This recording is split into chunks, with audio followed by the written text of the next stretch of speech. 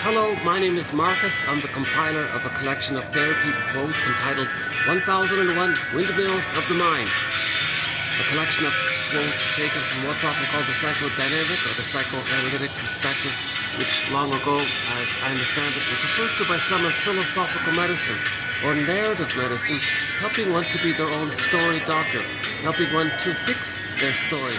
The idea being that if a child has a life event story, an event in his life that's part of his life story, whereby that life story event causes him to metaphorically freeze up inside.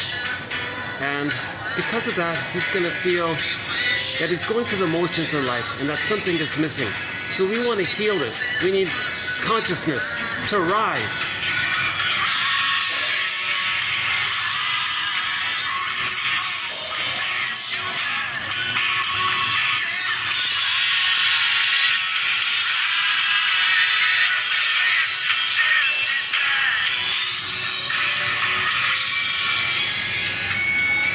Let's see if we can do some consciousness raising here in this video as well.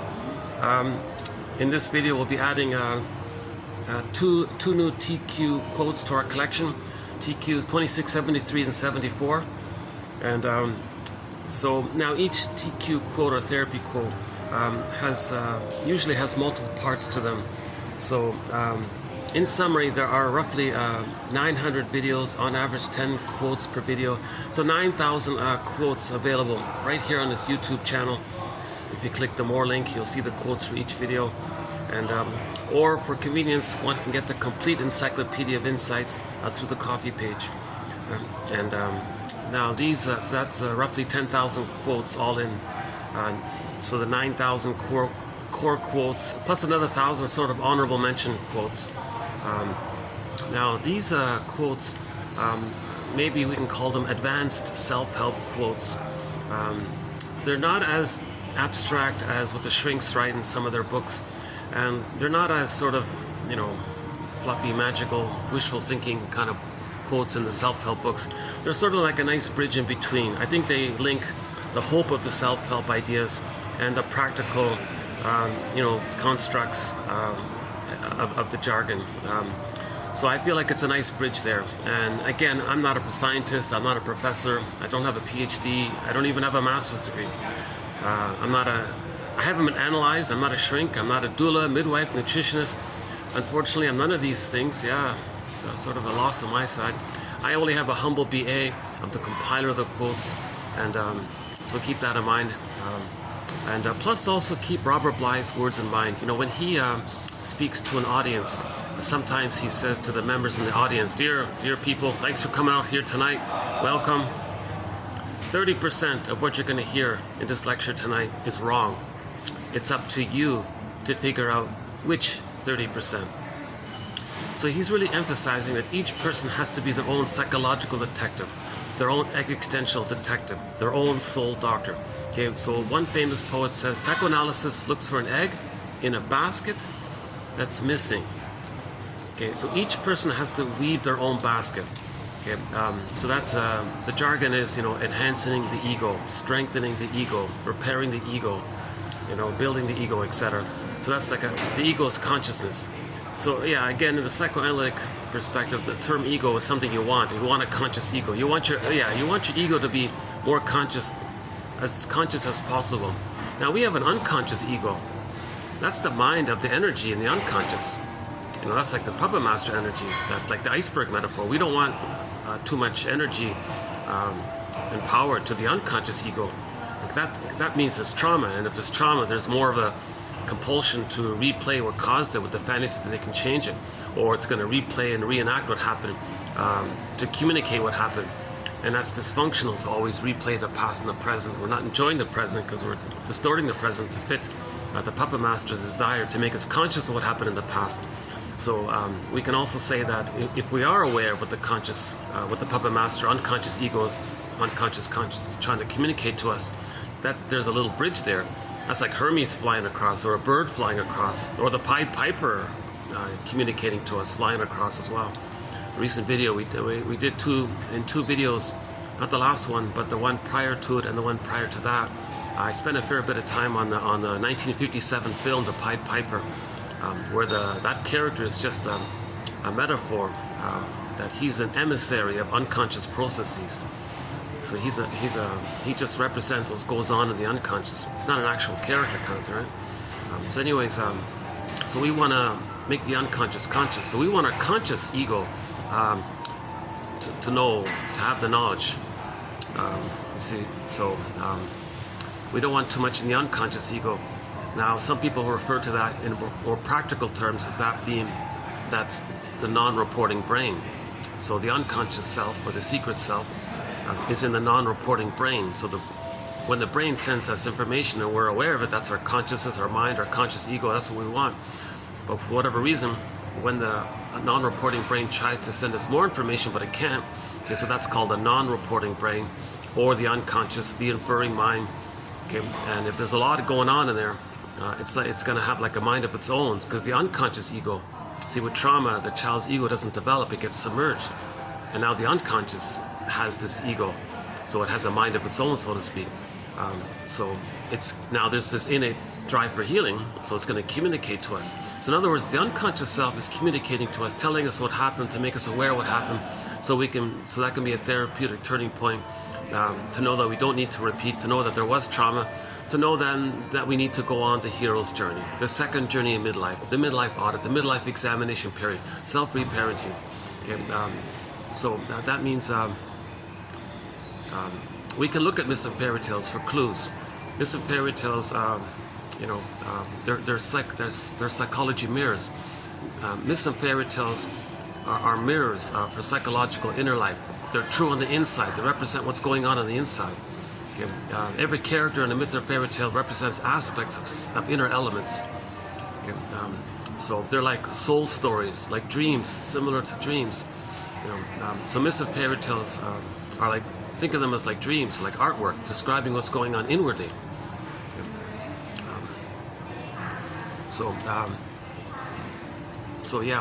Okay. So we'll talk more about that point in a minute. So the basic starting point here that we're using for the time being is the idea that we have to be our own story doctor. Okay. So we gotta be our own narrative medicine practitioner, psychological detective. Okay, so that's weaving the basket. Okay, so again, psychoanalysis looks for an egg in the basket that's missing. So we don't look for the lost feelings, the repressed feelings, the trauma memories. That's the egg, the feeling. We don't look for that kind of. We need a container to hold it. Just like a bird flies around and first he builds or she builds the nest, then the egg can be in there. Likewise, we have to build this nest of knowledge. So we have 10,000 quotes here for anybody to sort of pick around like the bird and see if they can build their consciousness, build their ego, and things link up, and one idea maybe leads to a better idea. One idea can percolate, we can spiral around and pick up on it at a later time. So each person has to weave this basket on their own. And I believe these 10,000 quotes offer a rich source material. Of course, this material is all over the place, and it's not just from the recent 130 years. Freud himself said he became a shrink because of Goethe. So before the jargon, the current jargon, we had novelists like Ibsen and Goethe and all that. Then we had the philosophers before them, like Kant and all those guys. And then we had the playwrights as well, all the way back to the Homer, these guys. And then it goes back even further to the ancient philosophers. For example, almost 3,000 years ago, Confucius said to his students once, "Dear students, when I'm in a party of three, I always have two teachers. To the one I admire, I try to learn from him and be a student. To the other in whom I see traits that I don't like, I search for those very same traits in myself." So Confucius was talking about projection. That's the psychoanalytic perspective. You see, so this has been around.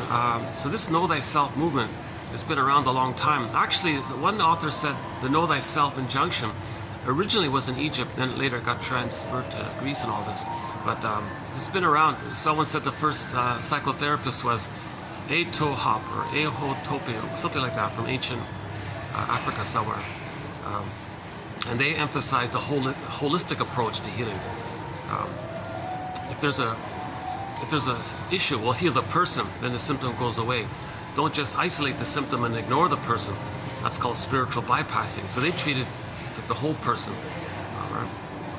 So that's now the very powerful symbol for healing is the yin yang symbol, the Tai Chi symbol from ancient China. Right?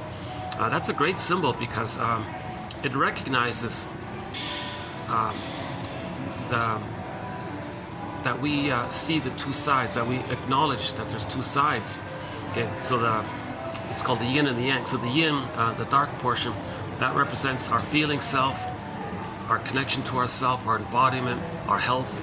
Okay, and then the yang, the darker side, that represents like our natural doingness based on the condition of our health. So a healthy yin is going to lead to healthy yang. Right? So if we have our feelings there, then our doing is going to be a natural expression of our I'm okay, you're okay, our healthy self. And that's double happiness because we're coming from a happy place, we're healthy, so we share leads to double happiness. So that's, Woodman puts it this way, she says, she calls the yin the feminine principle, the being, the feminine principle, right? And the yang she called the masculine principle. Nothing to do with gender, right? She says, well, if you're noticing somebody doing things in a distorted way, so-called distorted masculine, sometimes toxic masculine, it's a more extreme version, that's because the wounded principle is damaged. So heal the feminine, then the doing will be. So it's correspondent like that, right? So the recognition of the two sides and getting that kind of balance and having that natural harmonious balance, okay, and that part of us that recognizes this, okay, that concept of ourselves that has this, we can make a symbol of that concept of ourselves that embodies this as the yin-yang symbol. So one author says the yin-yang symbol is actually pretty much a symbol that comes from our sense of self that recognizes the link between feelings and actions, right? Put it this way, in the Disney film Inside Out, okay, the yin and the feeling principle was represented by the characters joy and sadness. Okay, so when they were zooped away, when they were lost, frozen up to Ice Mountain, locked in a cage, down a tunnel, down a cave, however they were lost. So we saw that they went up the tube and they were in this mysterious lost place. So that's called repression. So the feeling self was repressed. Or the golden ball goes down the well. Baby lost in the forest. Miss Cora on the field gets yanked down into the underworld. In a sci-fi show called The Room, it just ran for one season. Innocent girl opens up a door, walks in, she's disappeared, and the father has to run in to find her. And the whole season's about him getting her back. Okay, so these kinds of images of something pure, innocent, getting zooped away in some unknown place, that's called repression. Okay, so that means the feminine or the yin is kind of wounded or lost. Now, go back to the Disney film, when Joy and Sadness were zooped away, what was left at the console? Yep, it was this reactivity, this panic, this either-or thinking, this so-called survival personality. It's just mainly anger that runs the console. Anger's not primary, so that's the doing. So everything the person's doing, kind of impulsive, either-or thinking, my greed or your greed, me or you, this kind of overly simplistic, just survival mentality, right? So hypervigilant. And if anger's running the console, they're not thinking clearly. Joy is missing, sadness is missing. So if anger runs the console, they don't mourn, they don't accept losses. They have contempt for feelings because it's lost. It's too painful to admit the feelings. It's frozen, called complicated grief. So anger, to deal with the loss of the person not being able to mourn, they might become very controlling to minimize loss. Because if they're controlling a negative OCD, that means that they don't want micro losses to trigger bigger losses. And if there's a loss, they'll inflate their grandiosity and say didn't need them anyway. Sour grapes is very strong there. So if anger's running the console, you see, then we're missing our feelings. Joy and sadness represent our feeling self. We live to the extent that we feel, says one of our mentors, Karen Hornight. Kristen Wilson puts it this way. If you're not, so if the feelings are missing, see, I feel, therefore I am.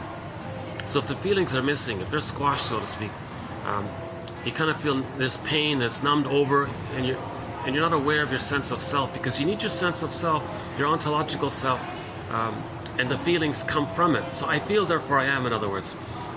So in the White Bear King Valamon, it's a package deal. The golden reef and the polar bear are together.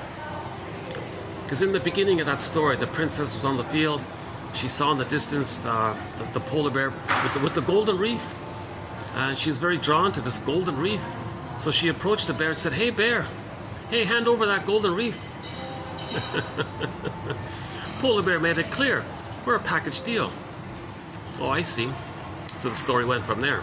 So the polar bear is the embodiment, and the feelings emanate and sparkle and shine from having, it's a connection there, I feel, therefore I am. So if the feelings are gone or unavailable, then we don't really know our sense of self. So Kristen, one term is we feel disembodied. If we don't have our feelings, we feel, where's my embodiment? So one of our lines is, if you're not in your body, well, you are, but you're not aware of it. So if you don't, okay, her line is, if you're not in your body, you're not making sense. And it's disembodied discourse that causes all these confusions and problems. Because in disembodied discourse, what's mainly happening is that the ego got submerged. It's in the unconscious. Okay? And in the unconscious, it now goes to the inferring mind, the non-reporting brain. It's going to cooperate with nature's innate drive for healing. Okay? Now, when there's trauma, the idea is that it wants to make you conscious of the trauma. So it's going to replay and repeat what happened to make you aware of what happened. Now, some people say, well, another part of this is that the child within is hoping for the proper loved outcome because they don't understand time. So from the child's side, we say that we repeat in the present, symbolically, metaphorically, like in a staging thing, like a theater thing. Someone called it transference, acting out. You transfer, then you act out like a stage actor. Others are co-actors. Cast people into roles, induce people into roles, see them in roles, fit them into roles in your fantasy, to do a staging thing, to represent or metaphorize the interaction in the nursery. And now you're going to transfer the emotionality, the unfinished business with the mother in the present, using people in the present as stand-ins for the mother or yourself, and you're going to replay and recreate what happened, hoping that the baby in the nursery can get the love that he's supposed to get. So he's creating, okay, this, the image for this is a record. So it starts off, it seems to me that the baby's, when he comes out of the uterus, he needs an extended uterus, a metaphorical uterus called a social womb, interpersonal womb. Humans come out too early, they need an extended social womb, interpersonal womb, stage of symbiosis, merging, fusion, mother-infant dual unity, unico mystica. That paradise has to continue for the first 4 to 5 months. Baby comes out of the womb, hey mother, I need a reverie with you, attunement with you, a relationship with you. Now if that's missing, if for whatever reason, baby feels very shamed by it, he squelches his feelings, golden ball goes down the well. That's a painful memory, but he doesn't want that memory, that's pain. Okay, yes, it's numbed over with endorphins. Okay, enter Emily Dickinson's poem, there's a pain so utter, it swallows substance up, and then one goes in a swoon. That's the endorphins, he's numbed, so he's sleepwalking through life. But the baby doesn't understand time, and he still wants the love outcome for his development. Even though he is pain, it seems to be that the pain is going to push the repetition, because the baby doesn't understand time, so he's still in the now all the time. Mother, I need the proper love. No, not shame. I need love, attunement, reverie, your presence, your considerate, your positive regard. See me, like recognize me and hear me, and like soothe me when I'm distressed, like be there for me. And no, not the rejection, not the shame, not the double binds. No, don't use me to meet your needs. These hurt me. These things hurt me. So I need the love, not the shame. It's love, not the. So if this takes place. And he's, because it's timeless, he's doing it again, because no time, he's doing it again and again. So the image is, let's press this inner conflict on a record, as if it's a tune on a vinyl music disc record. Enter Edmund Burglar's quote for this, his simile for this, okay, that every neurotic, okay, so neurosis is the petrification of this conflict that's repressed, we're not aware of it. Okay, the inner conflict, the wish and the fear, the the wish, the fear, the rejection. It's a conflict. It's repressed. Okay. Now, because of the great pain around it, they're going to see the present based on that pain. Like they can't just ignore it. It's pain. So they carry it with them all the time.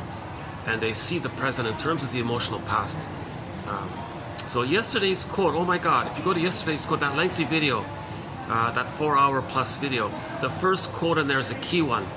That's a key quote, a short quote by Hans Lowald. That's a great quote. He really makes it clear. A very simple, short quote. It's like a little phrase there. He makes it clear that it's because of the great pain the baby's feeling that's causing him to see the present as still the past. Okay. Enter the Greenberg quote from the film Greenberg. Shrink said to the guy, "You have trouble living in the present. So you're dwelling in the past because you never really lived it." He couldn't process it, he couldn't know it, he couldn't see it, he couldn't understand it. Okay, that's the Scarecrow in The Wizard of Oz, off in one place. Child lost his feelings. Okay, so that's a Tin Man in another place. So the two being like that means the person feels disembodied, disconnected from their body. So that's the Cowardly Lion off in another place. So Dorothy's like the part of us that's in cooperation with the healing efforts to realign mind, heart, body. Okay, so we can also say, like, be like Dorothy and line up your heart center, mind center, body center kind of thing. I'm in a public place. You're going to see me distracted several times. Oh my God, that last video, I was really distracted. And, oops, hold on a sec.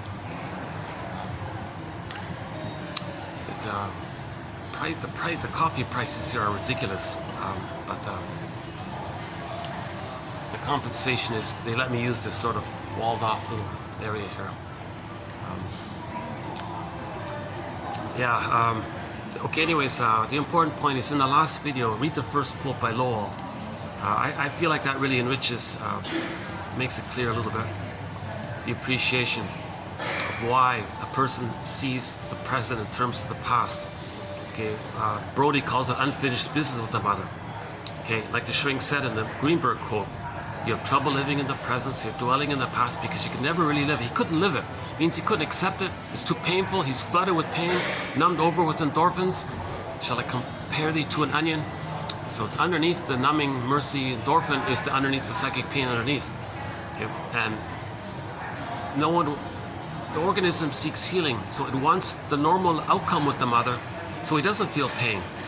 He wants to get his golden ball back, to have joy and sadness at the console, not constantly anger, shame, and all this at the fear, anger, shame at the console, right? Disgust. Actually, disgust mainly played the physiological qualities of distaste and dissmell. But at the very end of the film, my theory is that character taught us about the emotion of shame, because babies feel immense shame. And in order for joy and sadness to come back at the console, the person has to feel the pain, shame, and rage at being betrayed by the mother. Okay, the greatest hurt of all. The greatest hurt of all for a baby. Okay, the truth will upset you free.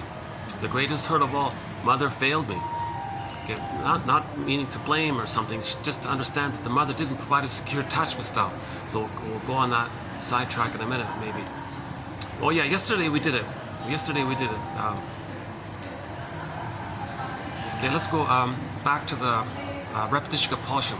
So the baby this presses like a psychological imprint, mental template, schema, script, CCRT, core conflictual relationship theme, RRP, role reciprocal procedures, some kind of psychic constellation, some kind of mapping, internal objects theater, intrapsychic society, some kind of schematic of his memories. Okay, this is called object relations theory. Object relations theory, the study of the internalization of interpersonal relationships. Baby's very tender, very emotional. He's going to remember it. It's a strong emotional experience. If he's shamed by his mother, used by the mother, he's going to remember it. He's got to adopt many maneuvers of the mind to deal with it. He's got to make huge compromises and sacrifices to somehow trick himself that the mother's okay, not hurting him. That's a splitting mechanism. Deny that she's hurting him, make up, hallucinate that she's a goddess. Splitting mechanism. He's enraged to not feel that. So the mother's enraged. He does all these tricks in his mind to kind of manage the situation. So back to the record. because of the strong emotionality, it's a burning learning, like it's a burning imprint. Think about it like classical conditioning, where somebody's like conditioned into something, right? Like when they're triggered and they're back in the past, like, you know, it's a strong, open psychic wound kind of thing. Okay, so, and we say it's neurosis because, or it's neurotic or dysfunctional, because it's dysfunctional or neurotic to not enjoy to not see the present for what it is, to distort it, misperceive it, misunderstand it, make it up even, to fit that psychic constellation. Kant calls it the temporal spatial spectacles, this painful spectacles, and the person is conditioned to see the world through those spectacles, and those are painful spectacles, and they're stuck there because the burning pain, the child creates these spectacles out of that, and he's going to see the world through those spectacles. Therefore he's going to distort the present to fit those spectacles, cherry pick, distort, ignore, make up, pretend it's not there, disavow that. He'll just like filter things around. Oh, it fits the spectacles, because he's still in that place of how he coped with the traumatizing mother. And he's still there, still frozen there. He's frozen there, and it's like a spectacle, it's like a set thing there. He's frozen there, and he's going to actually recreate what caused that, repeat it with others in the present, standing in for the mother and himself, redo the staging with the hope that he's back at the nursery saying to the mother, "Mother, I need the love, not the shame. The love, not the shame." Okay, and that's a record. Okay. Again, back to Edmund Berger, every neurotic is a music enthusiast, but he only has one record. He carries this record with him everywhere he goes. Every time he sees a record player, with never-ending fiery ardor, he plays that tune, that one tune. With others in the present saying, "Love, not shame, love, not shame." Even the self-help community says this. Everything is love or a cry for love. So this is their cry for love. If the baby isn't traumatized, he can express himself, that's love. But if he's traumatized, he's crying for love. Everything is Rosenberg, everything's please or thank you. Please give me love. Oh, thank you, that's gratitude, that's love. Okay. Again, every neurotic is a music enthusiast, but he only has one record. He carries this one record or phonograph record everywhere he goes. Every time he sees a phonograph, controller player, record player, every new situation, new place, new people, new relationships, new scene, new interactions, whatever, every new situation, he's going to play that record. He's going to spin that record. Substitute for, stand-in for mother, love, not shame. Now, sometimes when they replay it, if it's very painful and if the child is very, very traumatized, he doesn't only just replay it. He replays it whereby he's going to be the aggressive mother and do unto others what his mother did to him, to replay that record of what his mother did to him. So the reenactment can take two forms. The more troubled one, so-called perverse or disturbed or psychotic, the more troubled one is when the child identifies with the aggressor, because he's so hollowed out by the mother shaming him, he can't accept his true self anymore. Okay, he feels defective, he feels shamed, so guilty, so wrong, so no good. Nothing ever pleases the mother. What I gotta do, mother? I gave up. I gave myself up to please you. It didn't work. You're still unhappy. Okay, I give up. So his defectiveness he puts onto others. It's called projection. To not feel that it's within. Okay, all babies must have a mother. So he'll identify with the shaming mother, and then he'll be the shaming mother. Others will, in the present, in the staging thing, others will represent him. He'll act like the shaming mother who shamed him. He'll repeat that with others in the present, but this time he's going to be the shaming mother, shaming, and as the shaming mother, he's going to shame himself. But where is himself? Okay, he's going to see his wounded self onto others and make some excuse that they're not good, they're not okay, they're no good, they're defective. They'll make it up, they'll lie, they'll hallucinate, they'll make it up if they have to. They don't care. They have to see, even if they don't, they'll blot it out. Like they'll just delusional. They'll just say, oh, they're defective, they're dangerous, they're threatening, they're bad, they're this, so on and so forth. They got a whole dictionary of insults. They'll just say all these things about them because they have to see the others defective and fearful and dangerous and all that, no good. And,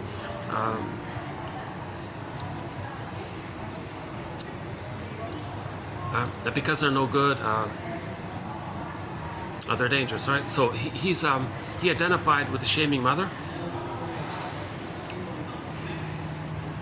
So in the replay of the record, where on the record it says mother shamed the baby, he becomes the shaming mother. Others will play his innocence. So he'll find the thing is, when he shames others, he's going to find non-threatening substitute others. Okay, that's the thing there. He's going to find safe people, safe to him. Because when he was a baby, he was safe to his mother. He was peaceful, harmless, and innocent, safe to his mother. He was pure and innocent. So somebody who's wounded or safe, or just maybe they're a clinger, they're a pleaser, or they're healthy people, whatever. But somehow they're safe, or they're damaged and wounded, so they're harmless to you. Okay, now you do the projection. Now you say they're defective.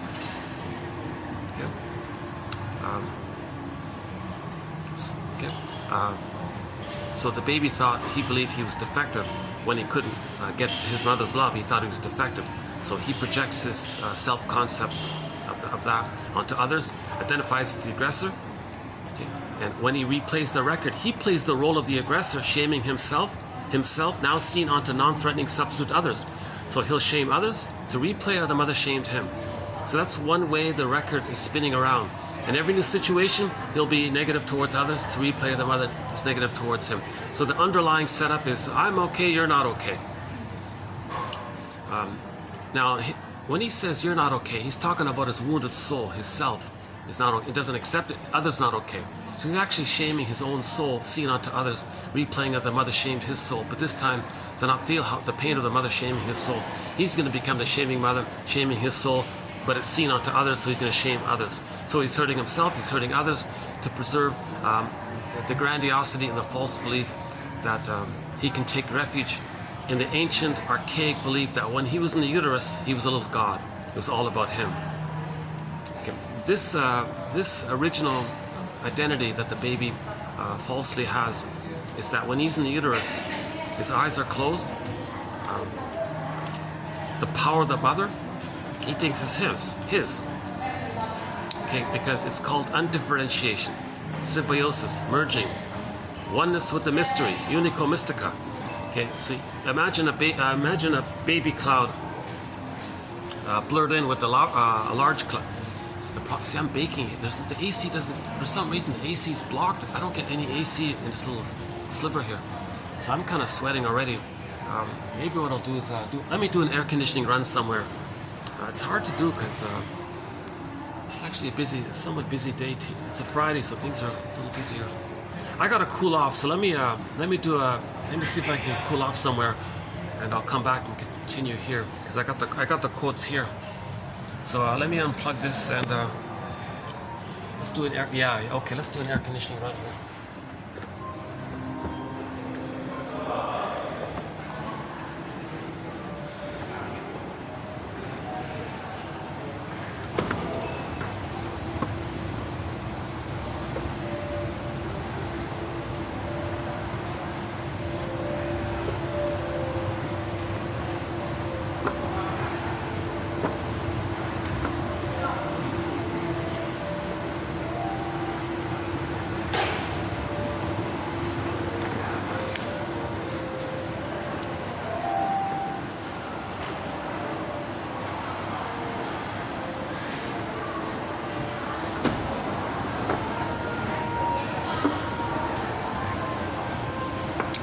Yeah, the retail guy doesn't like me standing there talking, so I can't do it there, unfortunately.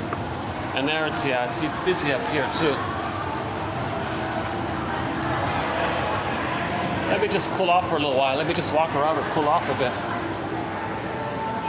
Let's visit the carpets. I got two really nice carpets here. Check this out, yeah. This is a nice green carpet here, this one here. Look at that. This whole is showing up there. Nice carpet, isn't it? Yeah. The salesman's going to jump out any minute and try to sell it.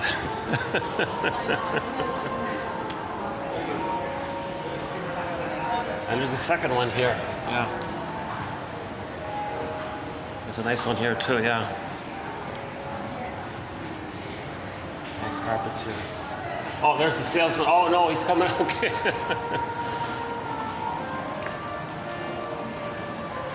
Jeez,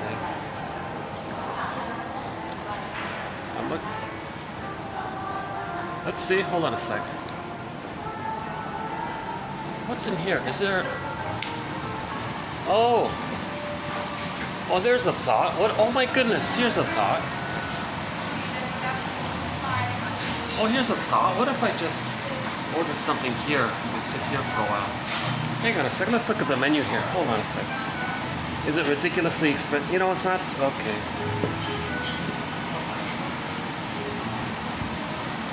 Well, that's a thought, eh? Let's see. What if I ordered a drink here? I can sit here for a while, right? It's not too dark, right? Hi. Would it be okay just to order like a tea here? Just drink tea? My shop will close. It's closed already? Yes. Oh, it's closed. Oh, okay. Oh, yeah, okay. Oh, it's closed.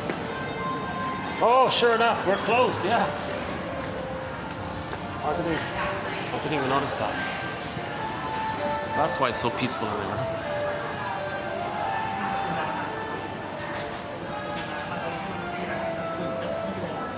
Yeah, what a nice little shop here. So they got these nice little mini carpets here, yeah.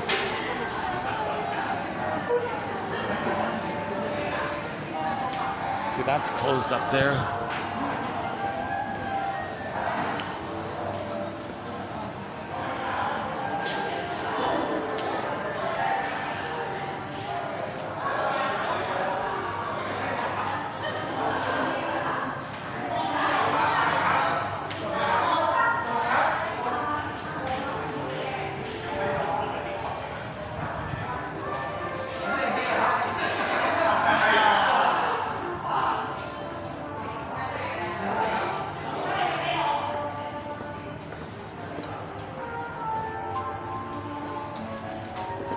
Hey, maybe I can cool off right here. How's this? Here's a spot.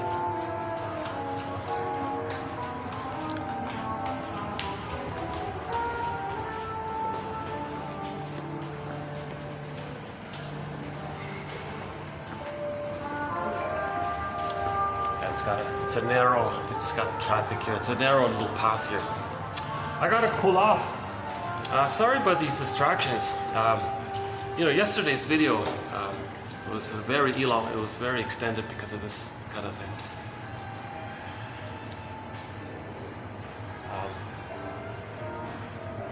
Let's see.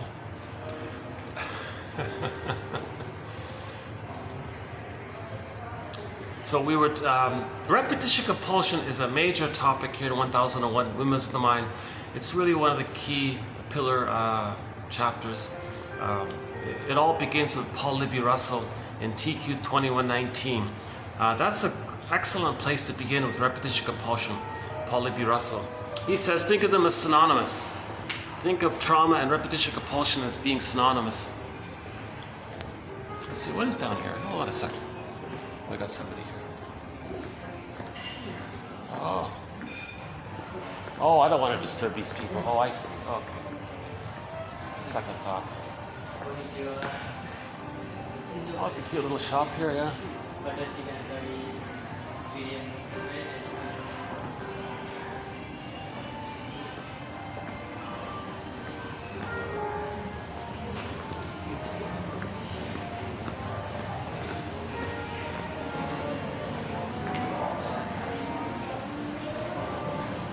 Where can I stand where I'm not getting in people's way?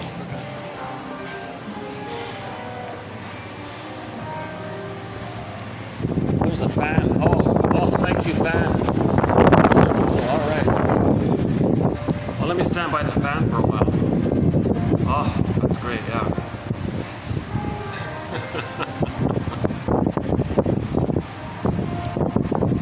Okay, this seems to be the best spot here.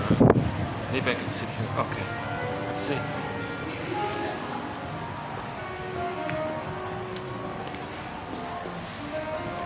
Let's try this for a bit. Repetition compulsion.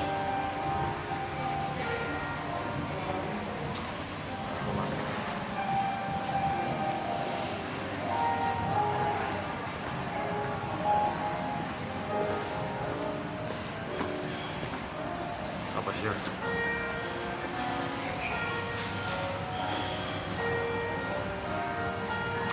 You know, I can never really just stand in the laneways and relax. I have a hard time sort of just getting into it.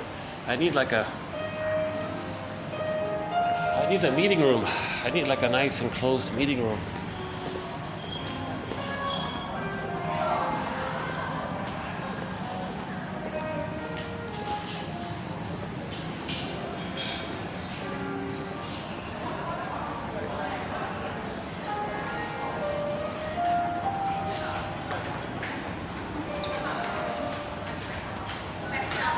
Let me spend a few more minutes up in this cool place.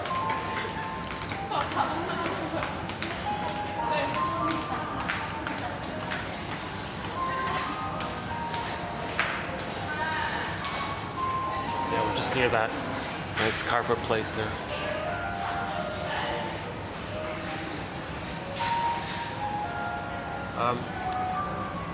Okay, so key concept about the reenactment.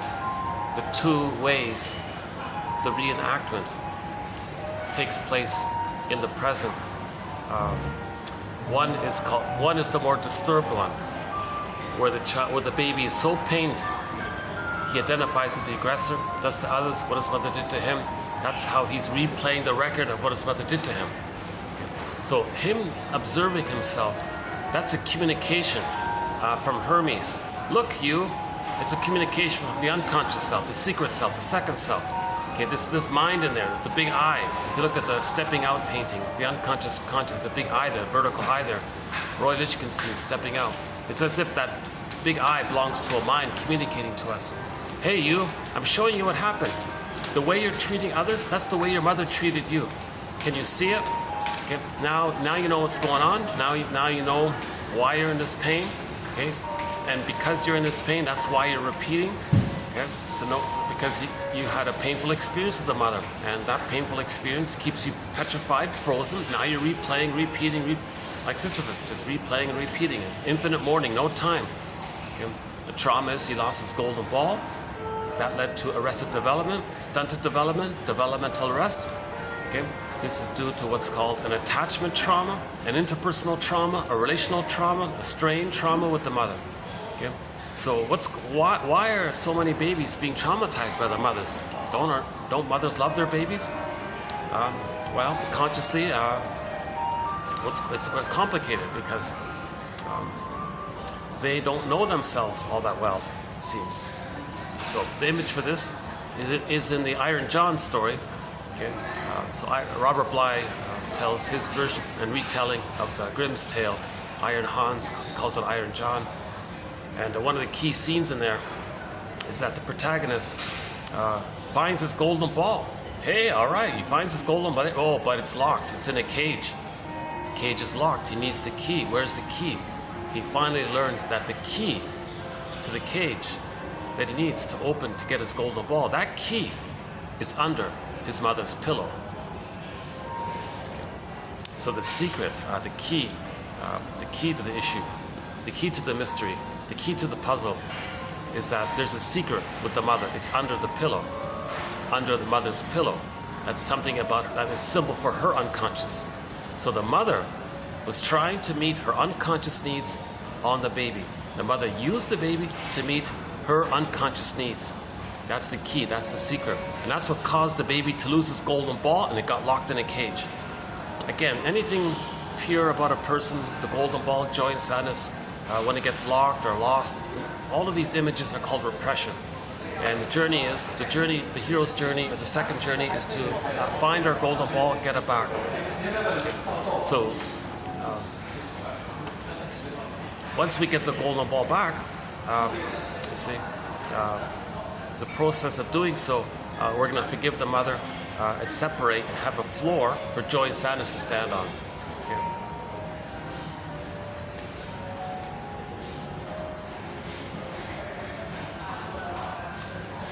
I'm slowly starting to get to like this place. Yeah, I felt awkward. I think it's my third or fourth time here. I've always felt a little eerie here for some reason. Now I'm starting to settle in. Yeah.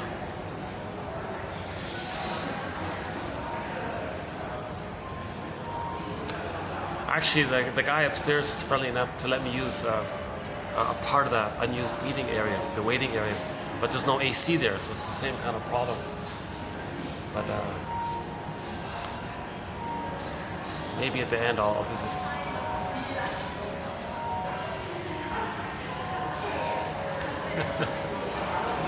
That guy was so unbuilt. When I asked him, "Can I use this?" He was, "Well, yeah, okay, but I don't know how long." Okay, I don't want to. Okay, let's no, let's let these people pass here. Hold on.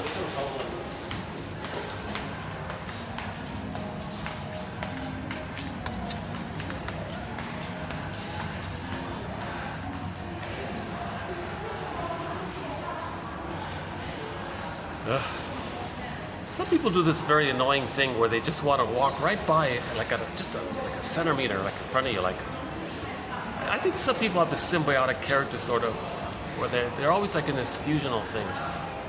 They're always a mesh with everybody. That's a huge question mark. We don't have any quotes about the symbiotic character issue. I don't know about it. There's not much written about it.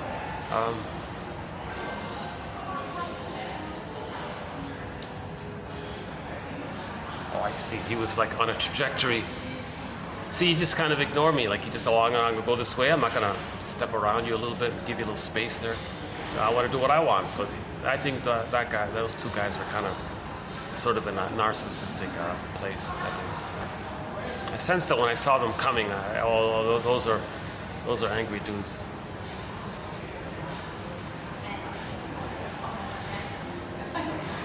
Yeah, it triggers me a little bit. Yeah, I notice I'm a little triggered, a little annoyed by that kind of thing. So I have to take me a minute to calm down. See, this guy's normal, right? He kind of saw me and stepped a little bit. Like he shared the space. He walked a little bit on the other side, right? That guy's normal. That's great. There are some normal people. Empathy. See, empathy is a developmental result of consideration for others, the recognition that others have feelings. Empathy is a developmental. If trauma takes place very early on, empathy, consideration for others, forget it. Everything is part-object related. It's all about them. In narcissism, it's just all about them. They don't care about others. If others are not useful for them, they don't care about you. So idealization, devaluation is pretty. So we'll talk about narcissism a little bit today. Yeah, and today's quote. You've got a very good quote about narcissism coming up here in today's quote. So stay tuned. Okay, let's see. Let's see if this guy's normal or. Okay, this guy's normal. All right.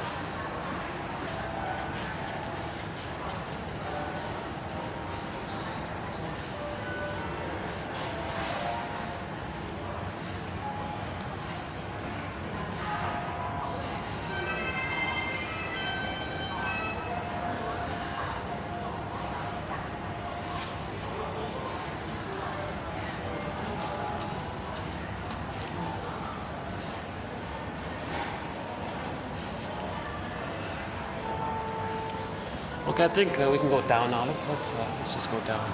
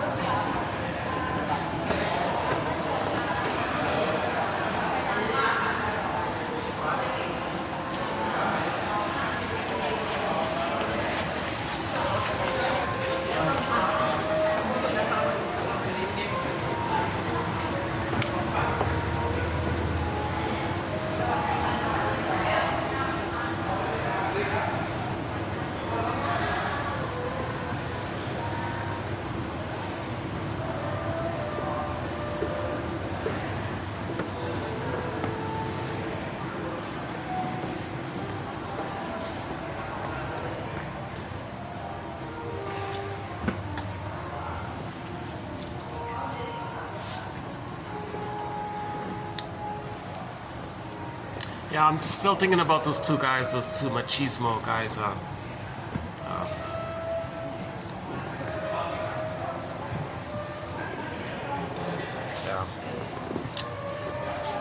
So yeah, we have a self-help exercise about self-soothing. It's called "What's the hardest thing about?" and fill in the blank.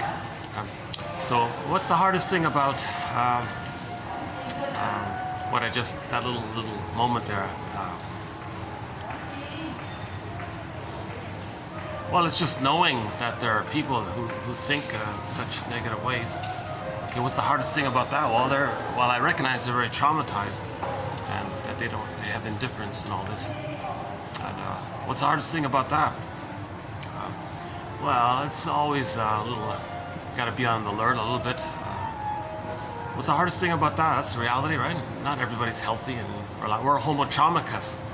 Well, that's true, we're homotraumicus, but does there have to be that much trauma? Well, that's the reality. Some people are more traumatized than others. Certain situations cause some babies to be very severely traumatized.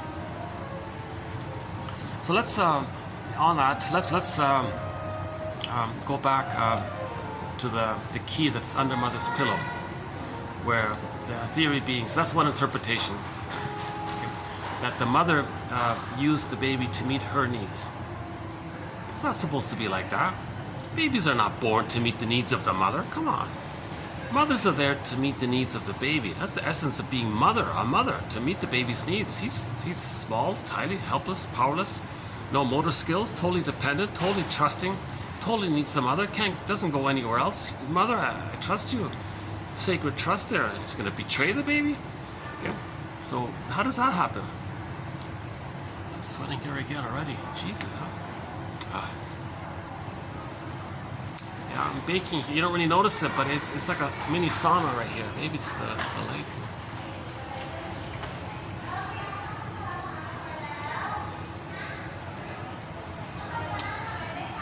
I don't really have many cool places to go to. Jeez, I need to cool off again. Sorry, I didn't really fully cool off. Let me find some other place.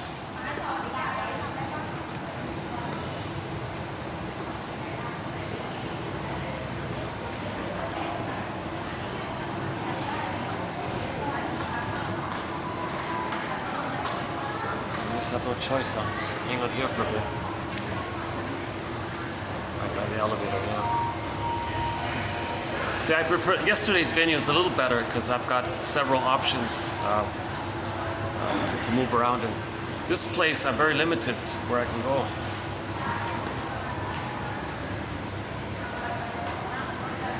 How can I? This place is so designed that there isn't any like private little spot where it's cool, you know. How about here? Okay, let's try this.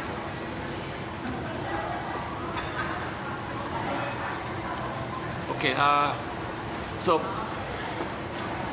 we're just trying to understand. We're not blaming the mother, right? We're trying to understand that mothers can be traumatized as well. So let's be a psychological detective, recognize her situation. That's called empathy.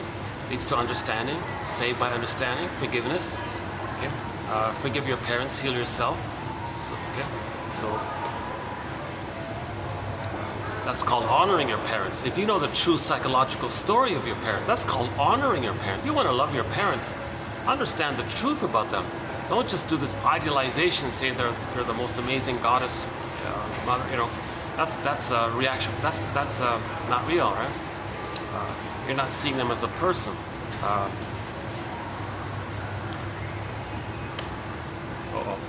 Is that what's going to my computer? Oh, no, it's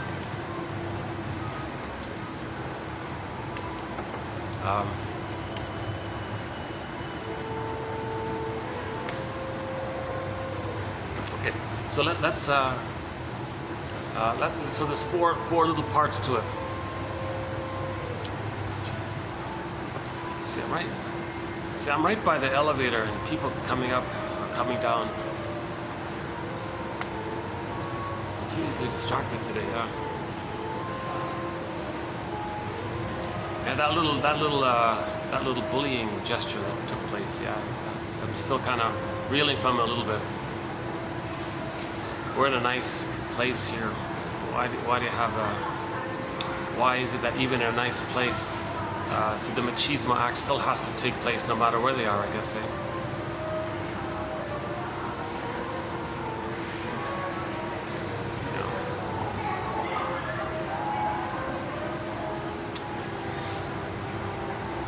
See, if someone behaves like that, that means the mother behaved that way towards them, right? Okay, so let's finish that. Let's get through these 4 points, then we'll go back and continue. So, some mothers have a baby. Now the baby's innocent. The baby's safe, innocent. Here's a new situation. Now the mother has a record herself. Remember, the mother has a record. She's spinning a record. Where when she was a baby, she was shamed by her mother. She identified with the aggressor.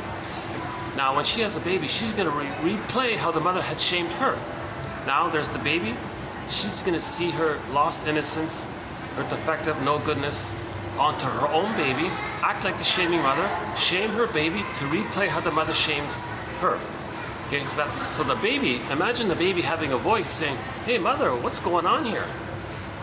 I'm not you from 20 plus years ago. Look at the calendar. What year is it? What year is it? It isn't 20 plus years ago. Look at the calendar. And I'm a little mean. I'm not you." The baby thinks, are you deluded? Are you psychotic or something? Like, are you deluded? Like, there's something wrong, right? That's part A. Case B scenario is some mothers have the baby and they say, "At last, now I'm going to have someone who can be there for me, not let me feel alone, respect me, respond to me, and do what I say, and follow me, and admire me, and because the mother herself didn't get the positive mirroring responses, so she'll use the baby to mirror her, to support her importance and all this.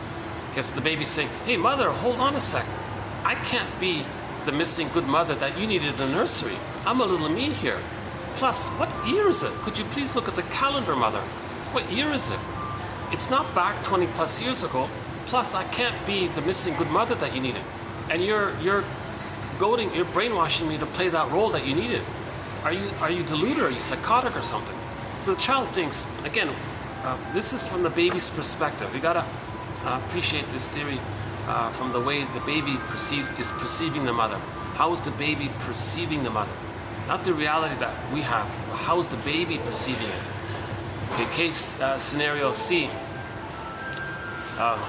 Mother has the baby, and the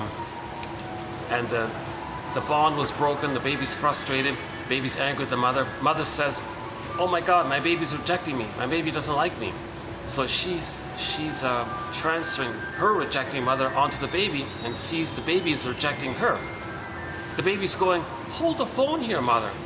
I'm not your mother. I'm not my grandmother. Can you see that I'm like a little me here? I'm like your child here. I'm not your rejecting mother. Plus, could you please look at the calendar? What year is it?" Okay, mother doesn't get it. Baby thinks,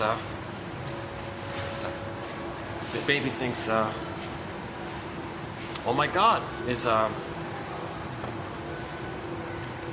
hard to do these in public, eh? Sometimes I'm okay, I can manage the little things. Sometimes I get a little too reactive. Depends on my mood, I guess, the day." So in this case, scenario C, the baby's saying, "Oh my God, is my mother psychotic? She thinks I'm her rejecting mother? She doesn't see me for who I am?" So psychosis is the letter was sent, but it arrived at the wrong place. So the child thinks the mother's psychotic. Case scenario D, the mother accepts her own false belief that the baby's the rejecting mother and now wants to express her anger at her mother. That's a more disturbing case scenario. So now the baby's more enraged. "Mother, oh my God, what are you doing here? You think I'm the mother who rejected you? And now you want to like fight with your mother, me, thinking I'm your mother who rejected you, and now you're angry at your mother, I put onto me? What's going on here? Could you please look at the calendar? What year is it? We're not back 20 years ago. and look at the locale. Maybe it's a maybe it's a different location here. And now you want to like fight with your mother, like fight with me, thinking I'm rejecting you. So the baby concludes through these 4 case scenarios, whichever one dominates, or is the main one, I guess. The child thinks, oh my God, my mother's psychotic. So the child thinks this leaves a rupture in the child's psyche, a basic fault, some kind of like a hole almost. And in Hedges calls it a psychotic pocket is created in the child's psyche. And in that pocket, in that hole, the child's golden ball goes down. His feelings go down. That's called repression. Okay. So this is one theory about the idea of repression, what's causing repression. Now this psychotic pocket, it's almost, what was it? Was it Hedges or another one? Another author said it's encapsulated almost. Okay. And it's almost like a seal around it. Okay, so there's a pain so utter, again with Emily Dickinson's poem, there's a pain so utter, it swallows substance up. The golden ball goes down. That's the trauma. The golden ball goes down the well. And back to the Pied Piper. Originally the repression was that the children were exiled in the hills, in the forest, in the hills, and they were hungry and starving. But you could still sort of see them. You could more easily get them back and save them, right? Later in the film, when everybody ignored their soul, the mountain opened up and they were zooped down in the mountain, this granite, and you couldn't even hear the children anymore. Didn't even hear their cries. You couldn't even see them. That was a deeper repression, because nobody was paying respect to the unconscious processes. That's what that phrase means, pay the piper. It means pay respect to the unconscious. That original meaning in terms of soul healing, in terms of soul story, soul repair, pay the piper means pay attention to your inner life, your inner processes. You're trying to heal, you're trying to see. It's part of our evolutionary process to heal when we're wounded. So it's part of our evolutionary mechanism that when we're wounded, i.e. we're homo traumicus, that we get back to homo naturalis. Again, anything other than I'm okay, you're okay is trauma. 90% of the babies, by one estimate, are not getting the normal outcome of a psychological birth of I'm okay, you're okay. That's pretty dramatic. So 90% have an insecure attachment style. Roughly half are in the stinger category, okay, trauma before 18 months. The other half roughly are in the clinger category between 18 months and 36 months, the more benign one.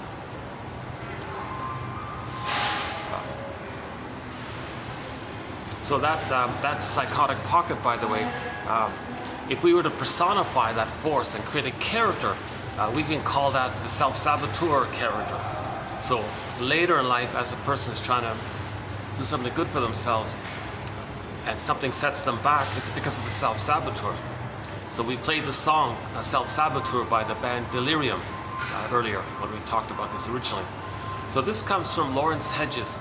I gotta confess, I had a hard time with this terminology, and I put it off for a while. I hummed and hawed a bit. Finally, I came around to it. I think it is more helpful than not.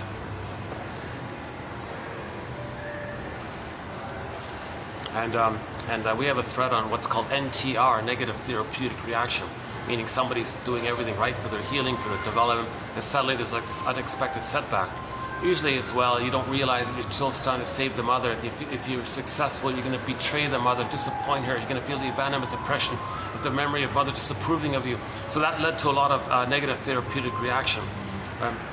People didn't realize the extent that they're still trying to save the mother. And if they're going to be autonomous, they're disappointing the mother, therefore being punished by the mother, therefore not being reminded of not getting the love that a baby needed to have the ability to separate, know their interests, this whole area, right?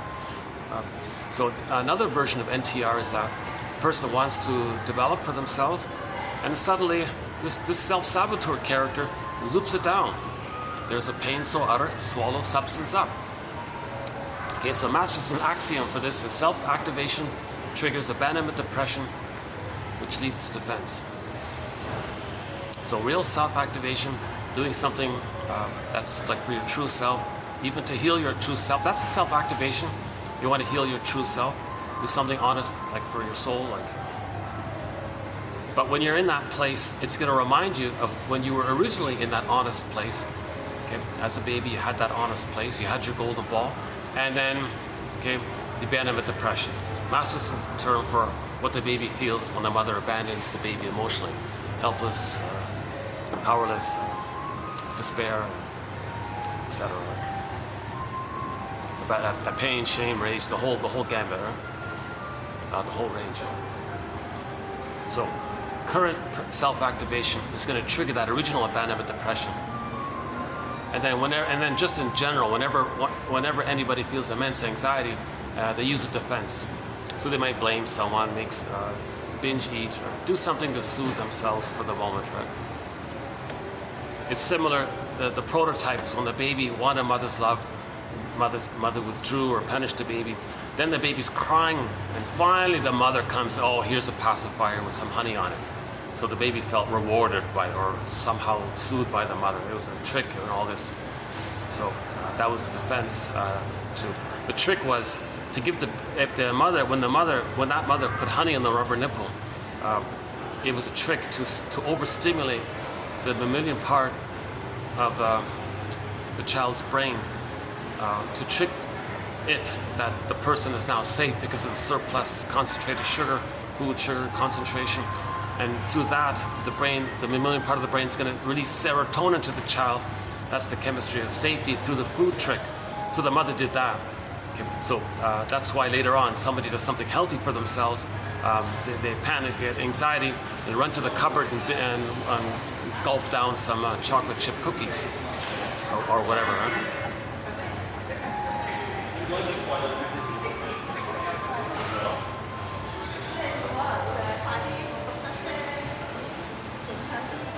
Yeah, I gotta say this.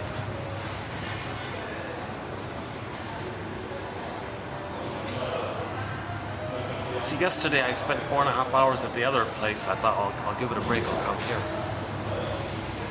Give.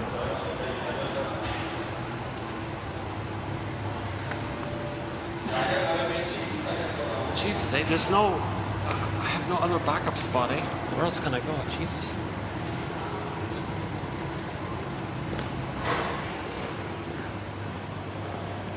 That's always too busy over there, right? These guys are busy. Yeah.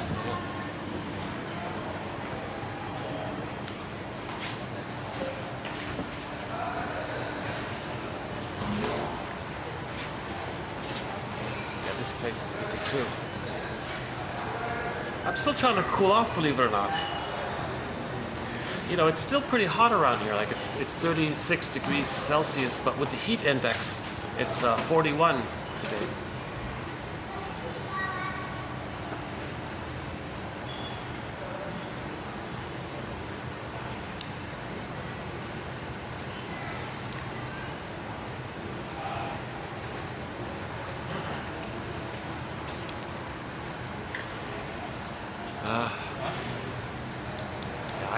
I can't settle it here. This is too distracting. Let's check out that. Let's see how. See that event place guy. He allowed me to use a little section there, but there's no AC there, so. Oh, it's going up. So let's just check it out. Anyways, let's see. Yeah, here.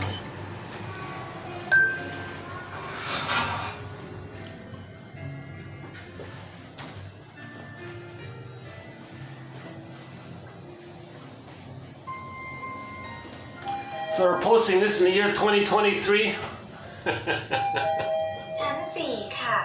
Fourth floor.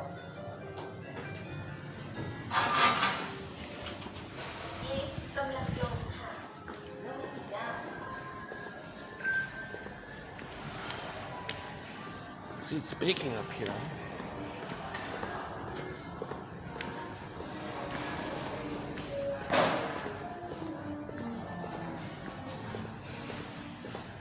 They're preparing for a massive event here. Yeah, see, they're preparing. Oh, look at that, eh? Yeah.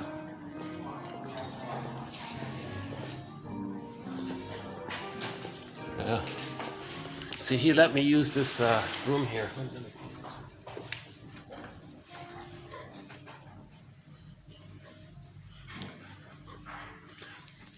I'm not going to last too long in here. And he told me I'm not allowed to turn the AC on. Oh my God. How's the lighting here? Maybe it's better over here. Yeah, my first time here, yeah. Let's see, hold on a sec. How's the lighting here? Is that better? The lighting's not too good here. Where can I get some decent lighting? Hold on a sec. What here? Is that better? Oh, it's a nice quiet. You know, I wish I had this room to myself. Oh my God, I wish I had this room here with the AC.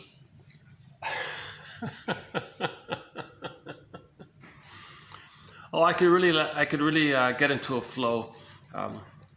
That's something I'm missing with these choppy videos. I start something and I get interrupted. And, where was I? I got to go back. And it takes me like 10, 15 minutes to get back on track, kind of thing. That's why some of my videos are like 3-4 hours long. But if I can do it in one location, I can get a nice, smooth 2-hour video. Yeah,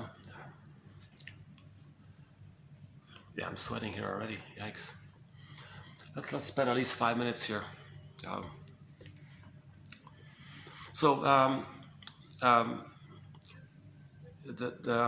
When the child is so pained and he identifies with the aggressor. Okay, so remember, on the record, a dysfunctional person's life, they're just replaying that record. Mother shamed them. Okay, if it's a more severe trauma, meaning the child is frozen or fixated prior to 18 months. That seems to be the key area there. Because 18 months is the time when the grandiosity dissipates and the child does now voyage or seek thou forth. He recognizes he's separate and others are people more fully, right? At that, and then love and gratitude, empathy, reparation, care, seeing the two sides of the story, the third side of the coin, the sense of self is starting to consolidate, beginning, it's halfway there, let's say, at 18 months. So if trauma takes place prior to the 18 months, then the main thing is the grandiosity, the search for the infantile God glory, right? So, is that better? Oh, that's a little better, right? How about this one? Jeez, the lighting is so bad here. Wow. Hold on a second. How's that? That's a little better, right? Oh, like that, right?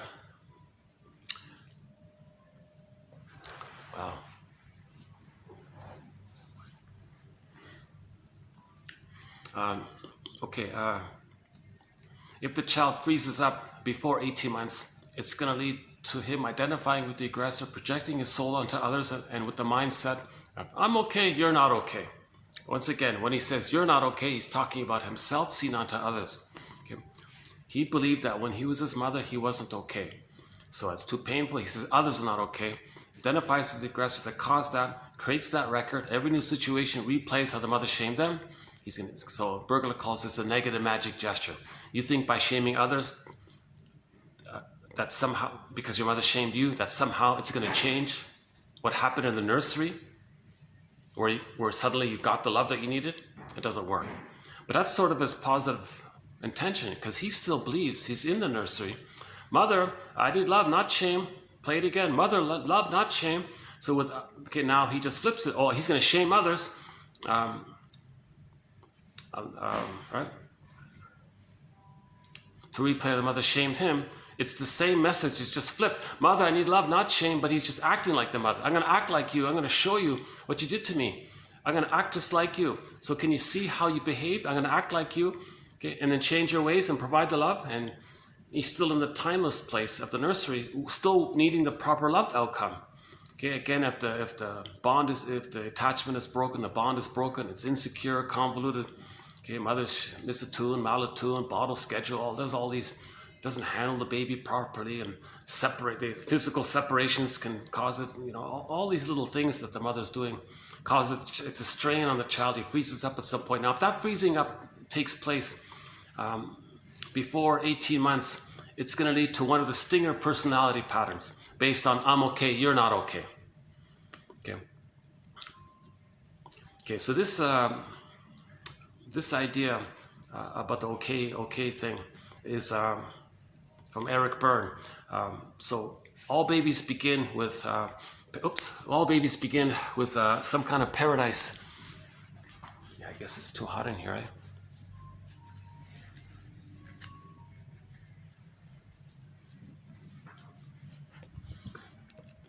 All babies begin with the paradise in the uterus. So when he's born, he needs the paradise to continue. So if the paradise isn't there and he's in pain, he thinks he's everything, he creates everything, he's the universe, he makes everything happen with his magical thoughts, his senses, he needs this, it gets met, he's everything, he creates everything, but now he's in pain, paradise is broken, he thinks he's a flawed God, he thinks he's defective, something's wrong with him. That's part A. Part B, baby can't parse out where he begins and ends and where the mother begins and ends. Okay, so if the mother is quote unquote defective, he thinks he's defective because the mother's him, because the fusion, the oneness. Part C, baby thinks, wait a minute, if I'm a little God and there's a little problem here, well, I'll just fix the environment. What's the environment? The mother. So I'll fix the mother, save the mother, make her be a loving mother. So he'll, in the process, Morton Keeson theorizes that the baby believes that his feelings and needs bother the mother. It's a threat to the mother. So don't worry, mother. I'll protect you. I'll squelch my feelings. Okay. So enter the self-help book title. Do I have to give up me to be loved by you? So he'll squelch his feelings and becomes to the mother like a velveteen rabbit. He's going to feel unreal and non-threatening, like the velveteen rabbit, like a toy stuffed rabbit. Okay. So when the baby loses his feelings, it can be. He can feel unreal, right? Because of that. Because if he doesn't show his feelings and needs to his mother, maybe he thinks he's pleasing his mother because he believed the mother was uncomfortable with his needs. So don't worry, mother, I'll make you comfortable. I'll just squelch my needs and I'll feel unreal as a result. I'll feel unreal, like the story of the Velveteen Rabbit who wants to be real. So a symptom of trauma, we might feel unreal like the Velveteen Rabbit. Or we might feel flat, like the carpenter who makes out of a block of wood a little toy, a little boy out of wood and wants the boy to come to life. Or our feeling self becomes frozen or turned to stone or petrified. All of these images. Right? So the baby's going to try to save the mother, correct the mother, heal the mother. He needs his paradise, so he's trying to save the mother. Now, no baby can save the mother. It's ridiculous. No baby can somehow magically convert a traumatized mother, make her be a healed, healthy, attuned, present, caring mother to provide that extended paradise so he can feel safe with her, so he can resume development and have his golden ball. Okay, so you add those up. You add those three parts up. Child thinks he's defective, flawed, no good, something like that, right? Insult to injury.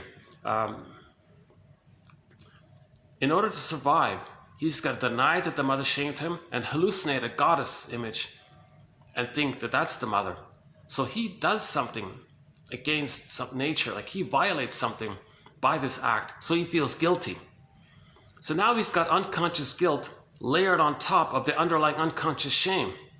Okay, so he violated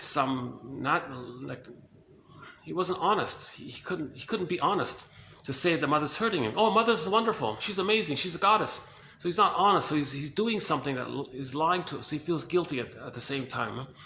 So you add those 4 points up. He concludes with a psychic constellation of I'm not okay, mother's okay. Okay. So the template is with others, I'm not okay, you're okay. So all babies begin with, I'm not okay, you're okay. So that's good. Okay. So now this normally gets sorted out, and by the age of 3, it's I'm okay, you're okay. If the child stays on track, he ends up with, oh, okay, mother loves me. Oh, I'm okay after all. Oh, mother's okay, she loved me. I'm okay, she's okay, great. That's normal development of I'm okay, you're okay. Now, if this normal track, if development is derailed, right? Derailment of emotional development, and the child is frozen, where that takes place, depending on the strain, how much can he put up with her? If the mother doesn't change her ways, and she's always misattuned, malattuned, etc., and okay, so before 18 months, if it's like that up until 18 months, he projects his not okayness onto others, okay, takes refuge in the archaic belief that he was a little god, that's the I'm okay. Now when he identifies with the aggressor, that's going to fuel his little god status, because he's going to be the bigger god. That the mother's the bigger god, he's a little god, so he'll be the bigger god. So that's going to fuel his little god thing. Okay, so he's now, this is illusionary. No baby was a god, it's illusionary. Hence the idea that Narcissus is named after that flower, the Narcissus flower, that little white flower. I don't know the details, but the author said that it gives people hallucinations if it's cooked in a certain, I don't know. So that's the idea, that this narcissistic trauma, where the narcissistic mechanism, where they think they're a little god, that's an illusionary thing. Like the flower giving people an illusionary thing. The solipsism is all about them, this dreamy thing. Huh? So he's going to hold on to that. He's going to take refuge in that. It's called taking refuge in the grandiose part self. Okay, the glorified self, the idealized self, the ego ideal, infantile megalomania, primary narcissism. Okay, so he's chasing that. Karen Horney calls it the search for glory. But she means it the glory of like the Don Juans and the Peer Gyns and the Playboy glories, like this. Don't want to grow up, the Peter Pan, like this, always searching for, to be the number one and all these things, right? Above others, to be a king, basically, something like that, right? So they're sort of searching for that kind of status. So they're chasing a false image, you see. But that's their only identity, really. That's all they have left, because their soul, they put it on to others. And then they spend their lives shaming their soul, because the mother shamed them, but they see their unloved self onto others and then shame others to replay the mother shamed him, and that's the record they're playing. So that's why it's considered more disturbed, more perverted, more perverse, more troublesome. Now the personality patterns that spring around this more perverse dynamic. So one is the bully pattern. Okay. So the bully pattern is considered to have been prematurely ejected out of the egg, the mother-infant dual unity. He was premature, so maybe it happened at birth or maybe shortly after. And with the bully pattern, they want to frighten lackeys to have a response, thinking that's the mother is responding to them, that's some kind of connection to some kind of mother. Now the Iago pattern doesn't bother. He's so upset by this, he doesn't bother with it. Okay, so with the Iago, the envy personality,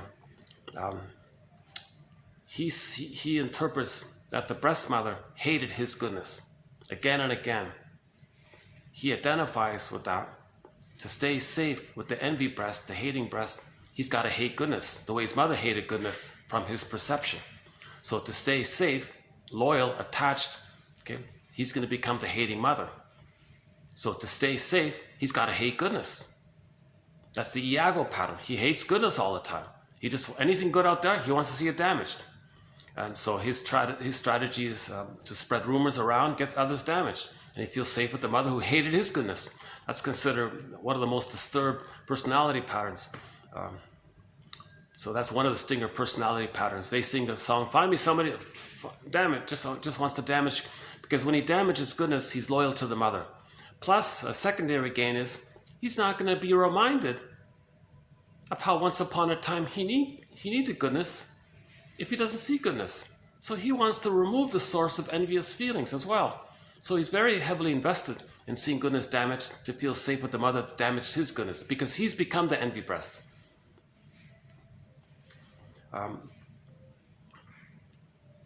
Okay, so Iago pattern, bully pattern. Now the symbiotic pattern, like those two bully guys up there, I think maybe that's sort of like kind of a, I don't know about that. I don't know that area. So there's a more, in the stinger personality patterns, we're mainly covering the Iago pattern, bully pattern, lower functioning BPD pattern, and the narcissistic pattern. We're mainly just covering those ones. That seems to cover most of the stinger personality patterns. The way more over the top disturbed ones, the ones that say, well, like the psychopath that says, well, it's only wrong if you're caught. Like the whole criminal, anti-soul, like that whole area, the numbers vary between 2 to 8%, something like that. So we're missing that whole area. Maybe it's just a question of degree. So what we're saying about the stinger personality patterns, maybe it's just a question of degree. Maybe there isn't a separate psychic theory needed. Maybe it's just a question of degree. I don't know about that, right? Edmund Bergler tried to tackle this in his book called Curable and Incurable Neurotics. But that book was written in the 40s. So he said at that time, in his opinion, there's no theory to really analyze those 5% or whatever it is, 2 to 8%. Behrman thinks it's 10. That's too high. I don't think it's that high. It seems to be somewhere in that 2 to 8, yeah, maybe something like that. Yeah, it feels about right. Somewhere between 2 to 8, isn't it? Huh?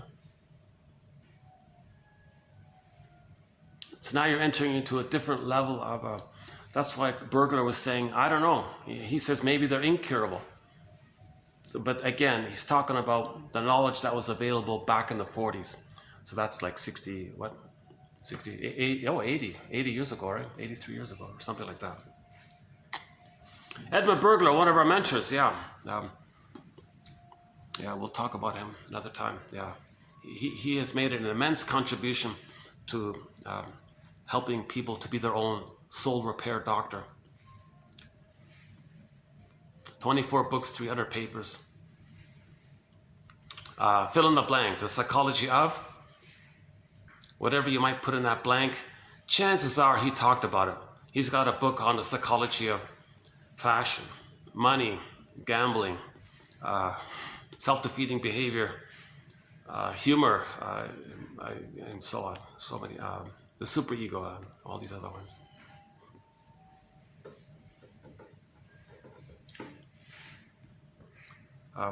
If the child can hold on to his soul post 18 months, meaning he's holding on to the original developmental track, he's still on development. He's still in the developmental track. If he could hold on to, I'm not okay, you're okay. But he's frozen there between 18 months and 36 months, and he didn't quite get to, I'm okay, you're okay, the natural full result of development. He's sort of on track, but he's frozen before it. So they're going to be the clingers, the pleasers, the caretakers, helping others, because babies are trying to save their parents. So one quote was, a lot of people who enter into the therapy profession are in that caretaking place. They want to save others the way the way that when they were a baby, they were trying to save the mother. So they're going to save the population or save their clients, still trying to save the mother. So they're in that kind of pleaser, caretaker place. Now, in that caretaker place, love, gratitude, empathy, reparation, affection, tenderness have maybe halfway entered the psychological, or partway entered the psychological picture. They have, to some degree, entered the psychological picture. Okay, so love has and feelings and empathy, understanding for others, recognition for others, consideration for others' situation. All of these, quote unquote, more human side of being human have, to a partial or major degree, entered the psychological picture. But with the stinger personality patterns, it's mainly missing. Okay. In the stinger personality patterns, a lot of that, love, empathy, gratitude, they haven't entered the psychological picture. Okay. Because they're still blurred with mother, and they're imitating her, and they're enraged. So the main emotions are hate, greed, envy, grenvy, spite, vindictiveness, schadenfreude, injustice, collecting. Now, because they can't mourn losses, there can be a negative OCD quality. If there is a loss, dini genues, they're always pursuing the search for glory, fiery victory, they call it. Okay. Dini genues, the sour grapes is very strong. And now their slogans are, well, eat or be eaten. So, my greed or your greed. Okay, because they're still operating out of the trauma that when the baby was nursing, he had a basic need. It wasn't met. He became angrier and angrier. He became enraged. he ended up with the fantasy that he wanted to control the breast, devour the breast, possess the breast, have the breast. So he developed this oral greed. So the oral greed ended up because the basic need wasn't met. So these traits of rage and oral greed, it's too much excitation for his little system, so he projects it onto the concept of the mother and says the mother's a hungry wolf that wants to eat him, or a devouring monster that wants to eat him. For example, in the Cyclops, in the Odyssey, the Cyclops was eating the people. In Hansel and Gretel, the witch wants to eat the people. So in any myth or fairy tale, if there's a monster kind of character that wants to harm the protagonist, okay, that's a symbol of the projected traits that the person had as a baby that they couldn't feel. They projected it. Okay. So when the baby identifies with the aggressor, they're just they have oral greed, and so they're very greedy and envious. They're going to think in those terms. Well, it's my greed or your greed. When I was a baby, I was eaten by the mother. I'm going to be the eating mother. Like they just think my greed or your greed, me or you, or my envy or your envy. My greed or your greed. That's actually a slogan for a lot of people. A lot of people go through life, well, it's my greed or your greed. No, that's not true. Not everybody's traumatized before 18 months. There are a lot of half the population roughly are traumatized post 18 months, and they're just still childlike. So that's the confusing thing. They haven't reached their full autonomy and all this, self-agency and all this. They're still childlike, still looking to save people, still looking for the good parent. Sibling society, there aren't many. So they're still trying to save everybody all the time, right? So the clingers, they can be the histrionic pattern, people who care but they're emotional. Sometimes they create drama to get reassurance. Do you still like me? You're not going to leave me? Still childlike like them. Now the stingers don't bother with that anymore. They hate all that. They reject all that. They have a whole dictionary of insult terms for that. Oh, don't be such a this, or you're such a that. They shame all that. Okay, because when they see that, they're replaying how they had that at one point as a baby. Mother, I'm sensitive, I need you. And they was shamed, and he identifies with the aggressor. They see that onto others. Oh, they're going to act like their mother. Oh, shame, they'll hate that. So they're going to be negative towards others the way the mother was negative towards them. But the clingers and the stingers are holding on to that. And it is painful to be exposed to the stingers, hating them, all this. But here's the funny thing about it. Many clingers would like to marry a healthy person to help them resume development, but healthy people, why? They don't know how to marry an adult child. They want to find someone who also has I'm okay, you're okay, because they want to be generative and express their uniqueness and have their double happiness. They want to express their real self, find someone who's expressing their real self, and then they both share it and in some common way, I guess, and that's like a double happiness. And those relationships are like fine wine because they're both enjoying the present. Neither of them are trying to change the other, to coerce the other to be a good mother that they needed in the nursery, because they got their needs met in the nursery. They've developed past that place. But the clingers and the stingers are still in the past. Okay? So the clingers, if they marry another clinger, they're going to be like two children, basically. You be the good parent that I needed in the nursery to help me resume development, support my now Voyager phase, support my autonomy. No, you do that for me. No, you do that for me. So they're going to compete this way. Now, if the clinger marries the stinger, a huge mistake, because they do a painful collusion. Oh yeah, back to the two clingers. If the two clingers get married, they can heal together. They have an opportunity. They have a real opportunity to heal together. Marriage can become a developmental healing path. Okay? If they make I statements together, a good place to start is TQ 2360, the Rosenberg book, NVC one. So I won't divert. That's another lane there about how to make an I statement. But if the two people make I statements together and realize that they're both trying to resume development, they can do it because they're on the track. They both want to grow. They both want to get to I'm okay, you're okay. They know that they're stuck in the middle. They're not that cynical where they're too pained and give up. They still have the hope for the psychological birth. So they can help each other both achieve the psychological birth, and then now their marriages become like fine wine afterwards if they go through that kind of work together. Now the stingers don't bother with all this. If two stingers get together, they have what's called scapegoat hunger.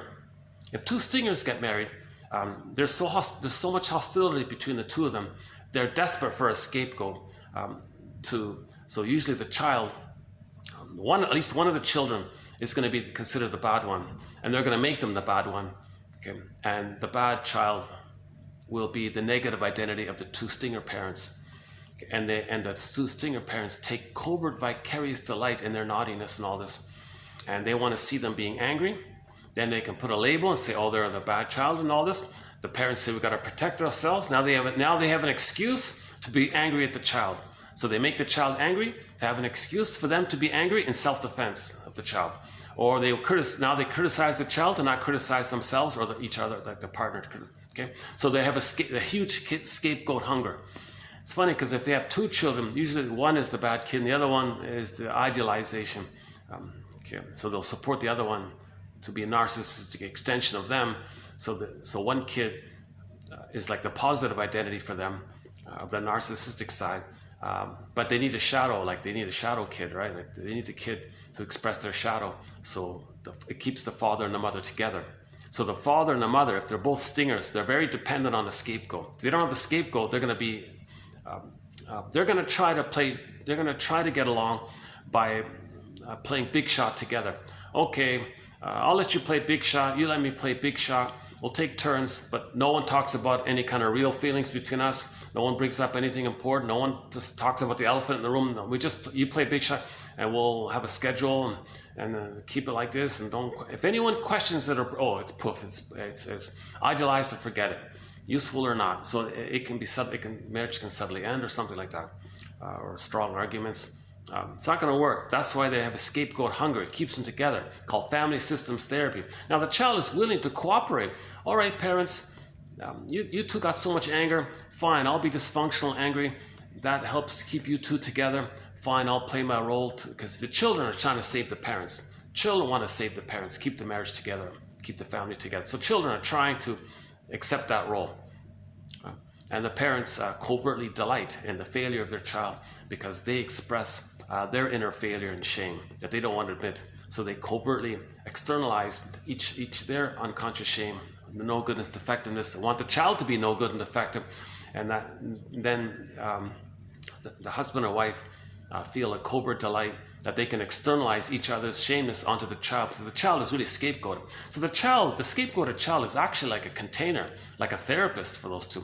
But the child can't provide interpretations, so it's not going to work. He can't truly be a therapist, but he can contain it. And then there's a certain kind of dysfunctional homeostasis. Now that by the way, that dynamic becomes a prototype pattern-setting psychic template. Later on, okay, that victimized child might be prejudiced because they learned prejudice from the parents. The child was prejudiced against. The child learns that. He may become prejudiced towards others. Okay. So the mechanism there is that child who grows up is filled with hate and anger and all this. He wants to take part of his anger, coax someone, induce someone to be angry. Okay. So he'll find a hook, remote beam projection, find a little excuse. Okay. That's a hook. Now he can hang his coat. Oh, they're so angry. Okay. Now they're dangerous. Now you have an excuse. Oh, they're threatening. Now you have an excuse. You created an excuse to have the opportunity to be angry against the innocent one. Why? Because all of this anger means it's a defense against the inability to mourn. Anger is a defense against the complicated feelings that the person can't mourn and the pain around the inability to mourn. Okay, why? Because sadness is frozen up ice mountain, locked in a cage, down a tunnel, down a cavern, locked in a mountain. So sadness is missing. Joy and sadness are missing. So they can't mourn. Now remember, back to the Disney film, when joy and sadness zooped away, the main emotions of the console was the anger character. Fear is the secondary, but he quickly gets overwhelmed by the anger. The fear doesn't last too long, so the flight quickly turns to the anger. Like first the baby wants to flee, he can't flee, then he's enraged. Okay, so when the baby's nursing, he's scared of his mother. Where's he gonna go? He can't go anywhere. No motor skills. He can't pick up the phone and ask for help. He can't crawl away. He can show his fear and all this. He can't escape. He can disassociate a little bit, maybe. That's part of it. but he's limited. He can't. So finally, he's backed in a corner. He can't escape. So then the fear, the brain sends the baby more cortisol to fight with the mother. So the fear then converts to the anger. So mainly at the console, it was the anger. Now, ideally, the child would like to flee. Flight is the first response, the natural first response. If the person's dead, to run away, you're in the trail as a bear, I guess you go away, right? You don't fight with the bear at first, you walk away from the bear, right? But if the bear corners you, what are you going to do? Kind of, it's a similar idea, right? Okay, I won't do the dialogue. Yeah, we have a thing about the dialogue. Oops. Okay, I'm holding up here.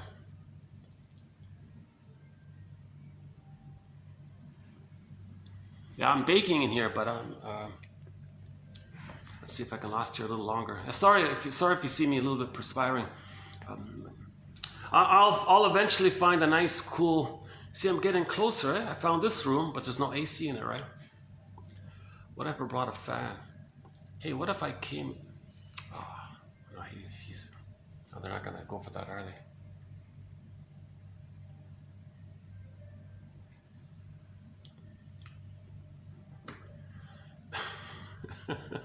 Enter fantasy, right? I just had this little fantasy about the sitcom I Married Joan.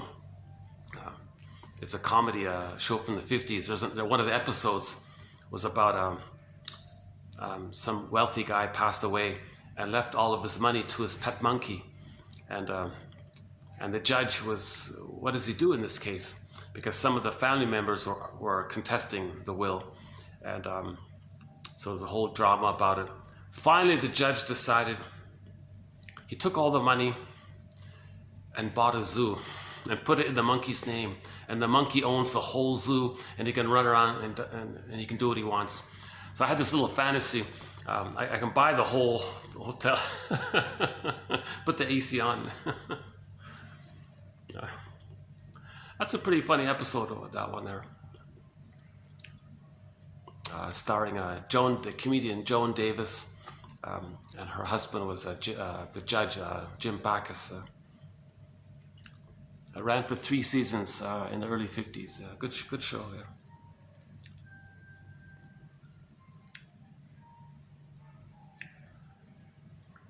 Well, okay, let's cool off here. I think I've hit my limit here. All right, let's find some AC here.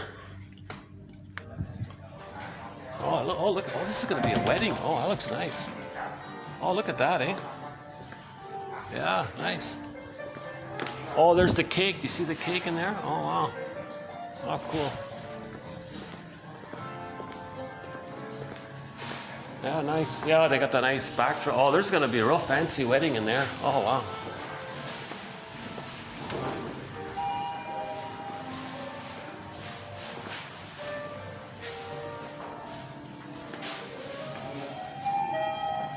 Actually, maybe I can try the 6th. Hold on, let's try the 6th for a sec here.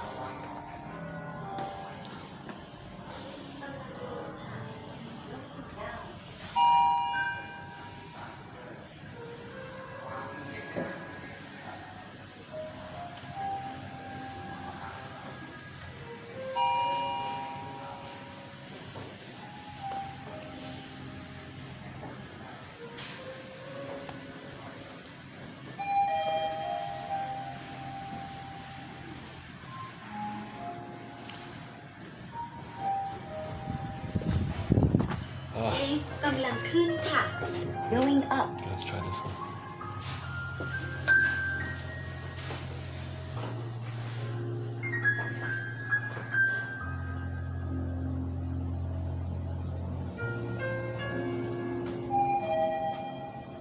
At least they've got decent elevator music in here. 6th floor. Some places they play this terrorizing music on you.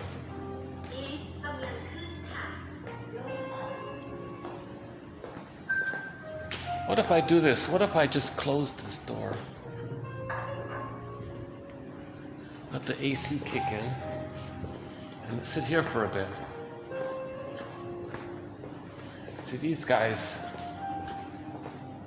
never find, yeah. Can I use this?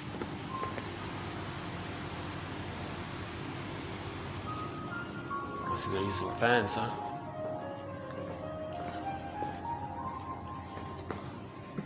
Okay, let me just, let me cool off here a bit. Oh, people are coming already. Okay, there's going to be a few interruptions here. I tried this last time here. Hold on a second.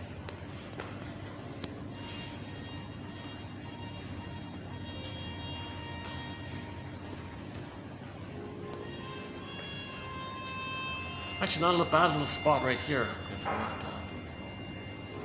the nice comfy chair here.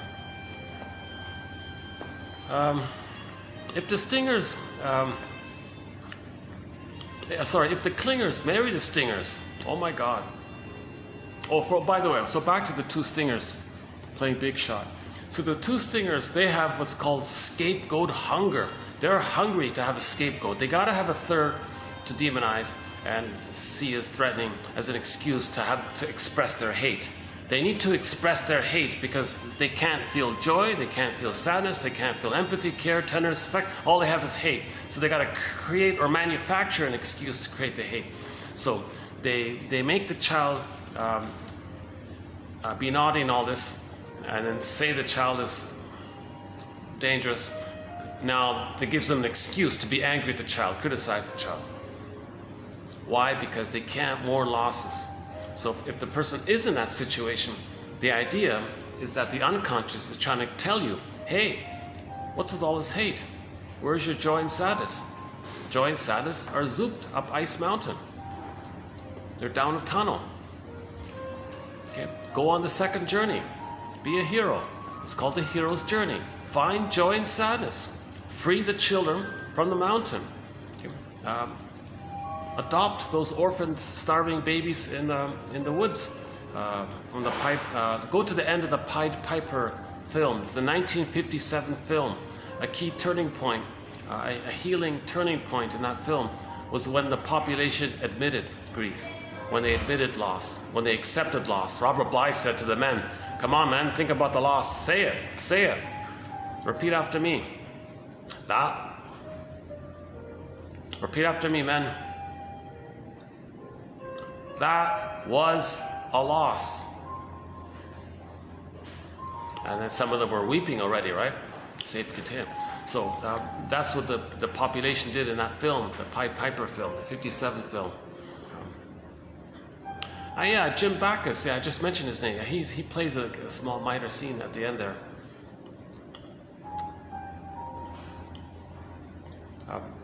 And then they said, oh, there's orphan children from the other village, let's adopt them and take care of them. Then their children came back. That means the feelings came back. A metaphor for inner life. Again, myths and fairy tales are psychological mirrors for inner dynamics. Now in this primary process, unconscious world, things can flip, there's condensation, there's displacement, hocus pocus, things can morph, there's no time, things are exaggerated. It's a different world in there. Right? Just think about the cat in Alice in Wonderland. Oh, it's mad in there. You want to think like an adult conscious way? Oh, if you're thinking that way, well, I'm going to tell you it's mad. Okay, it's different. The unconscious moving around, displacement. For example, you wake up in the morning, had a dream, something from childhood blended in a scene from something you saw on TV. How did that happen? Well, there's no time in there, so it's mad. There's no time. A feeling towards one person was displaced onto someone else, the other person being a stand-in or a metaphorical symbol for the original one. So the symbolization, condensation, displacement, timelessness, it's different in there, right? It's called primary process thinking. So it looks like myths and fairy tales in there, in other words.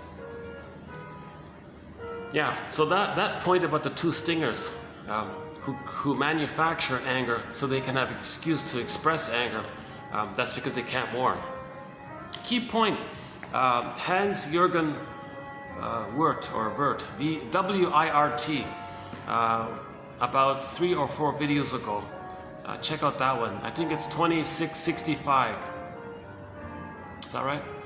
Try that one, 2665, TQ 2665. Search for the video labeled TQ 2665 to 66. Click the more link, you'll get the quote below by Hans-Jürgen Wirth from Germany. Yeah, some great quotes from German shrinks. Yeah, that one there. Yesterday, Hans Lowald, very good quote from him. Today we'll be doing Gio Baccini from Italy. Yeah.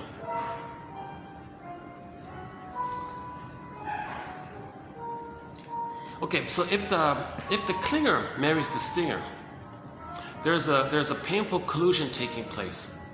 The clinger says, "I'm not okay, you're okay." The stingers say, well, "Of course, I'm okay and you're not okay." So if they get married, huge mistake for the clinger.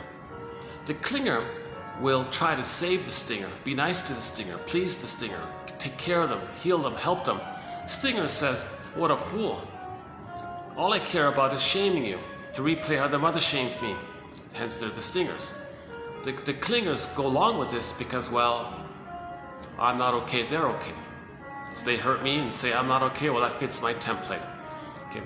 They love that, the stingers love that because it reinforces their template of I'm okay, you're not okay. So when they shame their own clinging, nice caretaking partner, they're maintaining that lens. I'm okay, you're not okay. The clingers do a thing called sweet lemons. Oh, they're not sour and acidic and bitter and toxic. No, they're sweet, they're sweet. So that they're lying to themselves because their spectacles, they're going to distort the reality to fit the spectacles. Okay. Finally, the clinger wakes up. They say it takes them roughly 6 to 7 years on average to finally realize, oh my God, this whole time I've been so nice to them and they've been hating me and shaming me and try to damage me and use and control me and hate me this whole time because they're only married to mom and all they want to do is do unto me what the mother did to them, and that's their loyalty to mom. They don't see me as a person and they don't care about my development, my feelings, my humanity. They don't care about any of that. They're just objectifying me, seeing me as their unloved self, and then shaming me, thinking that the mother is replaying how the mother shamed them. That's all they're doing. I feel so empty. I feel, I gotta find a waterfall somewhere and take a shit, like they feel so disgusted at such a thing that takes place, right?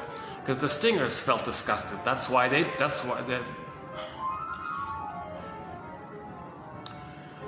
we have the character disgusted in Disney film Inside Out. That's a major emotion. Shame is a major emotion in trauma. So the clingers finally break free and then write a self-help book called Now They Want to Heal Themselves. They write a self-help book entitled Codependent No More. Stingers say, "Oh, didn't you anyways? You're a fool." They'll deny that they needed them to shame to preserve their narcissism and just find somebody else, sucker sport every minute kind of thing. Didn't need you anyways. You're a fool to go along with this. If you're going to go along with this, oh, you're a fool, you deserve it. They'll make all kind of rationalization, excuses. They won't enter into any kind of feelings of regret or missed opportunity for love. They're not in that area there. They're just too angry. They reject all that, right?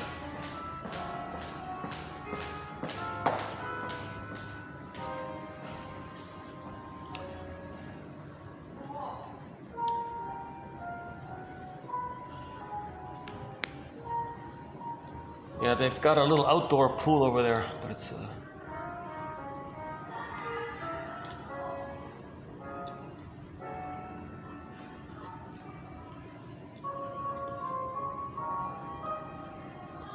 I guess today's video is turning out not too badly. Sort of not as bad as yesterday. Okay, so we have a thread on this dynamic of the marriage between the clinger and the stinger. And we have some more information about that.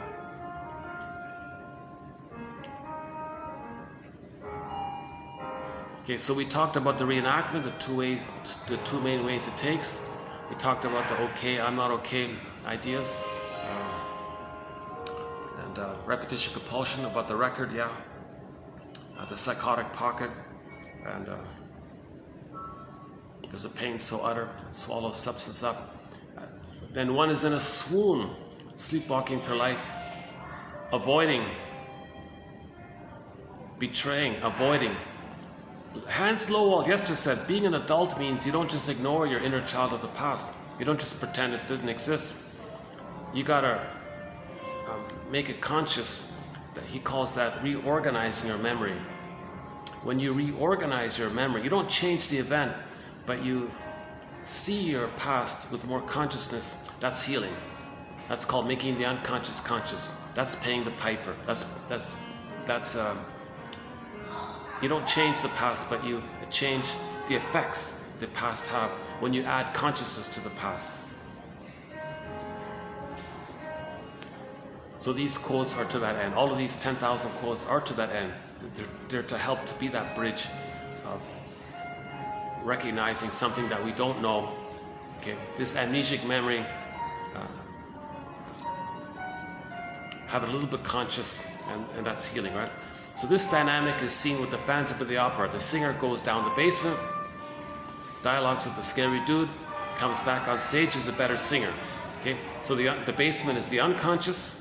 The scary dude is her double self, representing her pain, shame, and rage. Dialogues means gets to know herself. She's paying the piper, okay, meaning paying respect to her unconscious process. Okay, the unconscious is telling the conscious about them. So that's the dialogue with ourselves. Know yourself, know thyself. Not only know your conscious self, but know your unconscious self. Make the unconscious conscious. Know thyself, the totality, conscious, unconscious.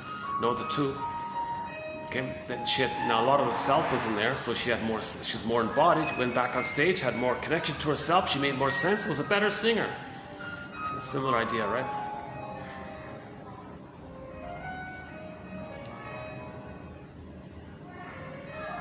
Okay, maybe we'll go read Giovanni's quotes here.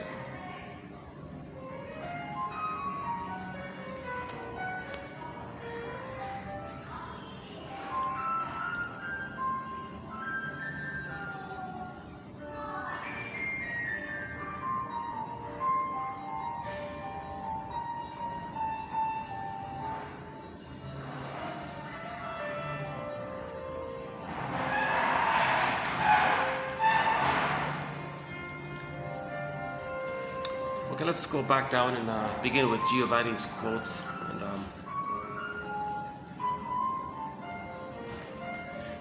you know, his one about narcissism is very important. I did a preview of it yesterday, last video.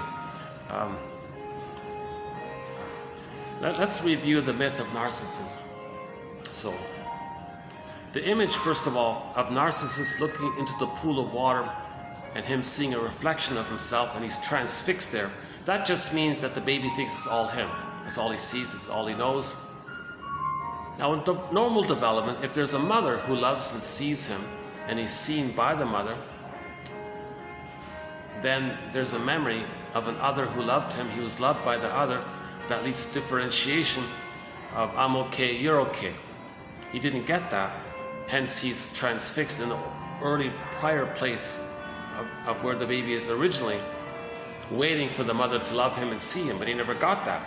It was so painful not getting it. It was so painful not getting it. His soul not only was repressed down the mountain in the unconscious, it was so, that developmental trauma was a simultaneous shock trauma, so it was disassociated. His soul was flying off in the corner. That's called echo. Echo turned to stone. In the story, echo turns to stone, meaning he felt kind of frozen, hardened, petrified, etc. Right? Oops. Okay, let's wait for these people to pass here. Hold on a sec. I guess he's trying to draw some attention to himself or something.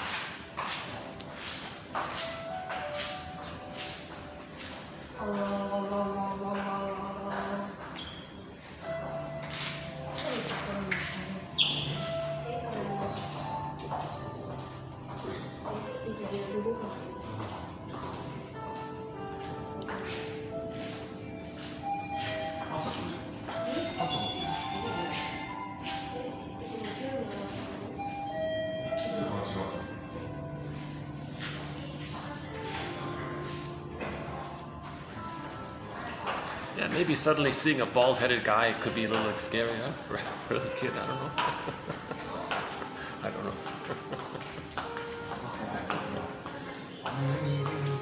That's a sign of my trauma. Oh, my hair loss, that's trauma. Yeah, I'm dealing with trauma too. Theoretically, if I could heal, my hair would grow back.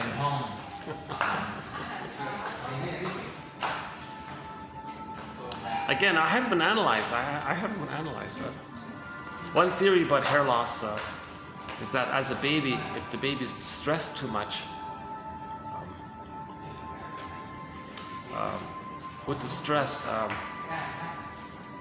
I think what happens is oxygen is deprived, and it goes to the center of the body or something. So the extremities lose oxygen. So the follicles, I guess, dry up or something, and hence the hair loss, right? I don't know, it's just one theory. And if there's stress, the moisture is directed to the most important places, so there's less moisture in the hair, in the scalp, I guess. Another theory is if you eat too much processed food or like junk food, if you eat too much junk food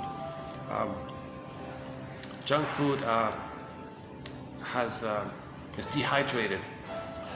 So the body's trying to hydrate it. So it's looking for water in the body to hydrate the processed food. So it sucks the water from the extremities to help deal with the dry food. So the process, one loses their hair. I don't know, just a theory. You know.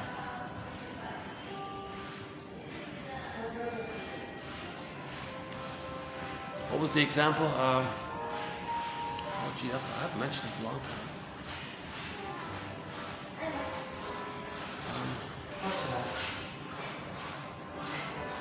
So let's say you eat a dried apricot.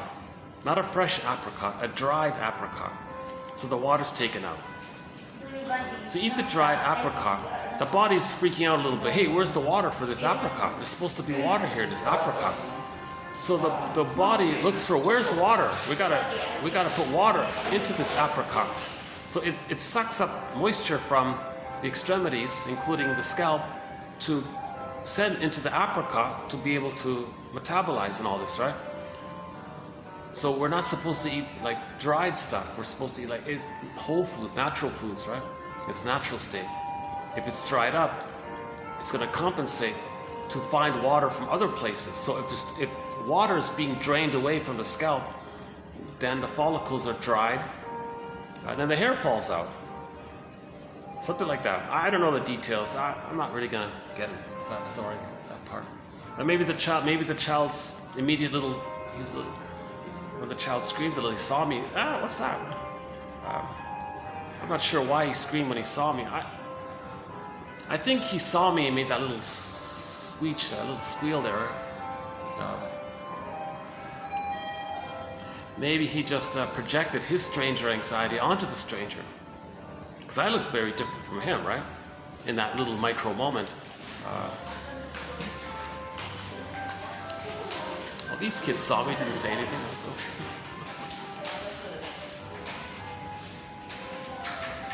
So let's theorize here about stranger anxiety. Now that kid did look, he had a very extremely tight musculature. That kid was like a walking sticks, he was extremely stiff, unusually stiff, like he.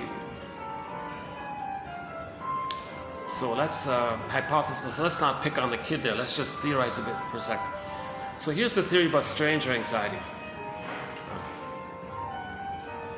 If the baby's removed from the breast, the mother, think about the Ouroboros symbol, the snake in a circle biting its tail, circulature there.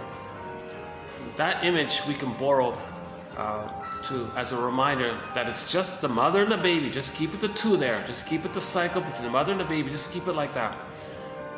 I'm not sure if that's the best image, but I think it kind of works.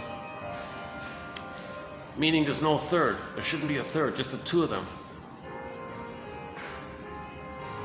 A cycle between mother and the baby. There's no third. Yeah, okay. Let's say the father picks up the baby, a 1-day-old baby, and say, "Hey, baby, look at me. I'm your dad." Let's say. The baby doesn't understand time. So if the father removes the baby from the mother, poof, there's no mother. Baby freaks out. He freezes up, turns to stone already. Now the father who did that, the baby's enraged at that father character or grandmother, whoever did it. His rage, he can't accept it. He puts it onto the image of the father, let's say, creates a frightening, scary, stranger anxiety image. Okay, that's now it's in him now. He has an image of a stranger anxiety. Now he's in the hotel walking with his father. He feels safe walking with his dad there. He sees somebody who's safe. He feels safe. I'm safe. So that the image comes up. He'll fly the image that he created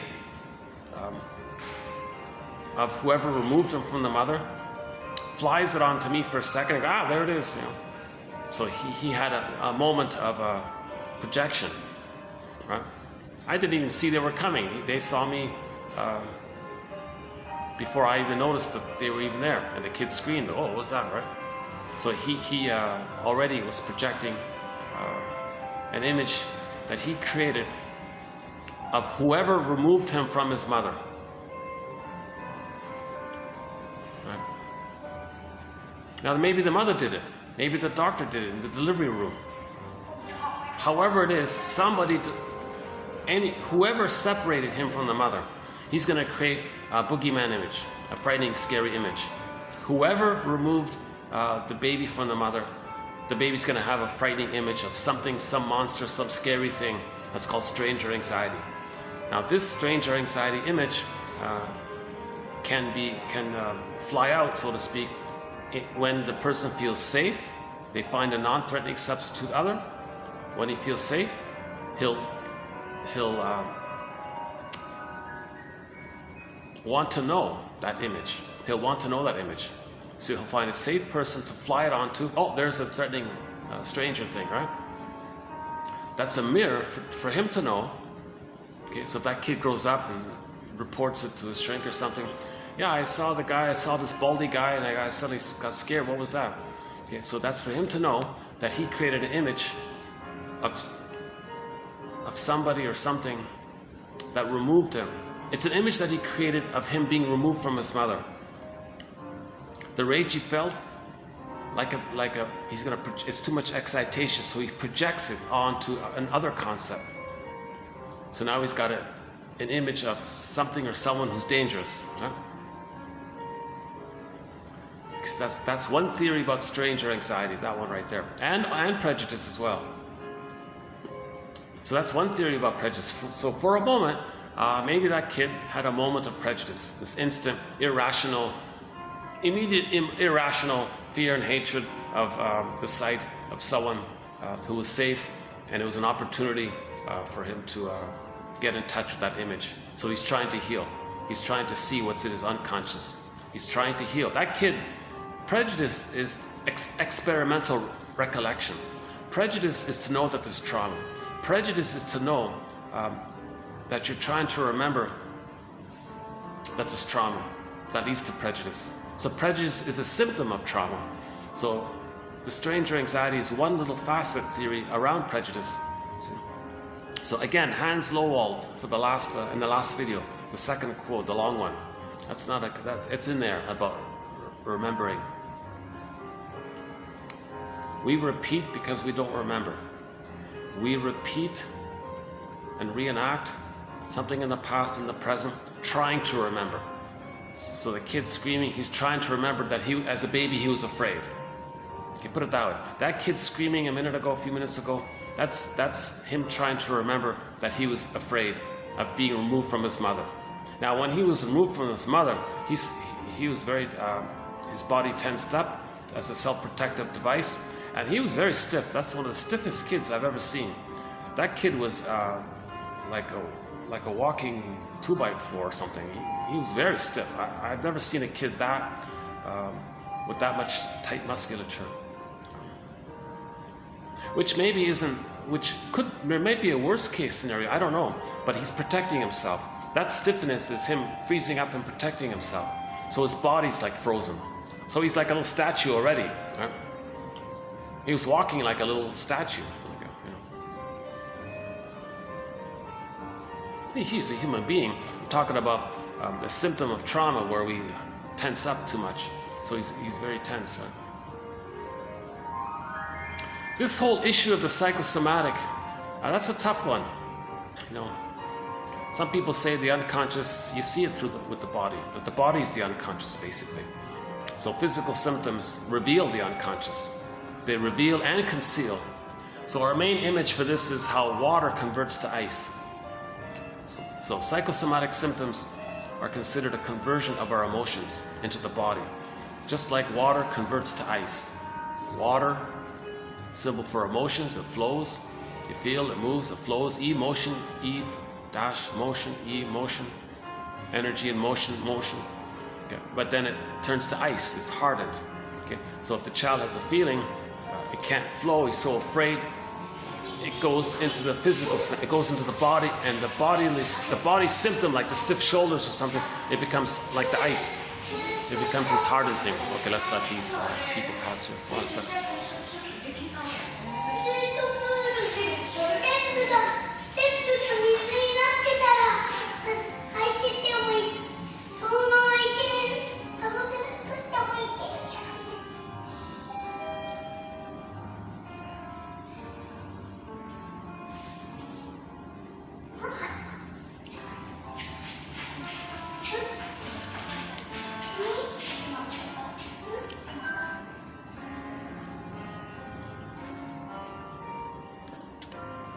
Well, those kids didn't even notice me at all. They were totally engrossed with their parents.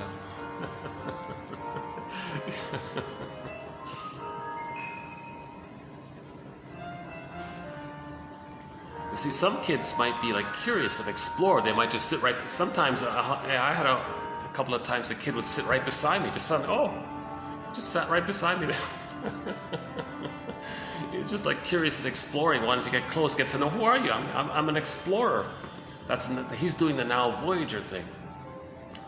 So that's a stage of development between 18 months and 36 months called the rapprochement, where they're going to explore the environment and learn more, right?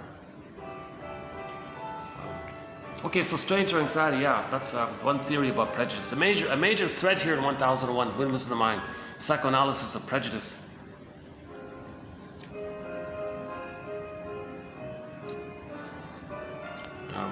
Yeah, so we mentioned two actually here in this video about the two stingers with the scapegoat hunger as a template for prejudice. That dynamic of the two stingers having a scapegoat hunger to express anger because they can't feel sadness. Anger means they can't feel sadness. Sadness is frozen, so they're angry. That image is beautifully portrayed in the Disney film Inside Out, 2015 film. Joy and sadness were zooped away. It was mainly anger at the console. When joy and sadness return to the console, okay, anger and fear and disgust can take a back seat. And joy, well, sadness can run the console, process it, then joy and sadness swap seats, and joy runs the console. So joy runs the console. That's the normal temperament. That's I'm okay, you're okay. The normal animating emotion that's present for a person is embodiment. That's joy. And then you enjoy the present because joy is in the word enjoy. So to enjoy, you need joy at the console. Right? The serene, inexhaustible fullness of being. Okay, being. Identity. I feel, therefore I am. That's the normal outcome.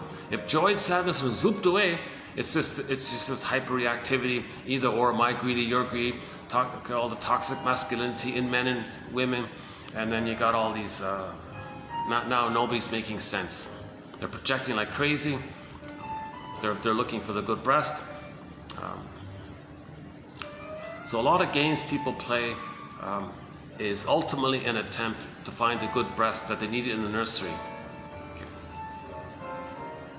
So the stinger personality patterns didn't get the good breast experience. So the games people play is ultimately, if you trace it down a few levels, it's to get the oneness that was needed.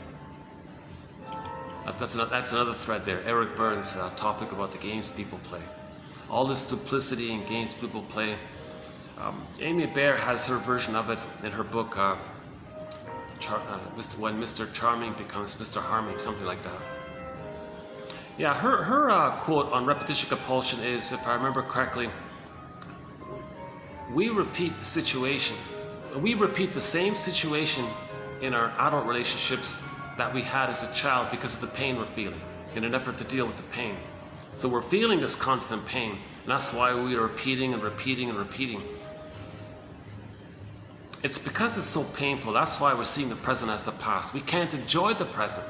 Again, back to Greenberg, you have trouble living in the present, so you're dwelling in the past because you never really lived it. Brody calls it unfinished business. Trying to get on this level. Hold on a sec. Okay, I'm cooling off a little bit. Yeah, I'm still pretty hot, huh?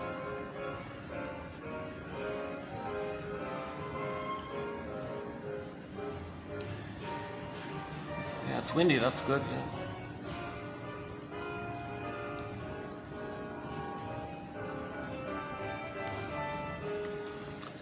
You know, part of me is looking forward to the rainy season because I think people don't go out when it's too rainy. So I might have more peace and quiet when I do the videos.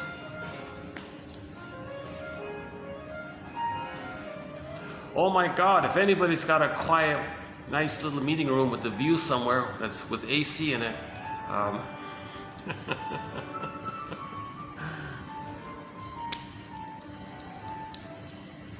an ocean view would be nice, yeah. I'll take a forest view, like a meadow with some flowers and trees. Any nice enough view. Gee, that's quiet and clean. Yeah, oh my God. I really miss doing these videos on the shoreline. The heron flew by, there were loons, even a few seals, yeah, in the distance. Yeah, I remember the seal looking at me.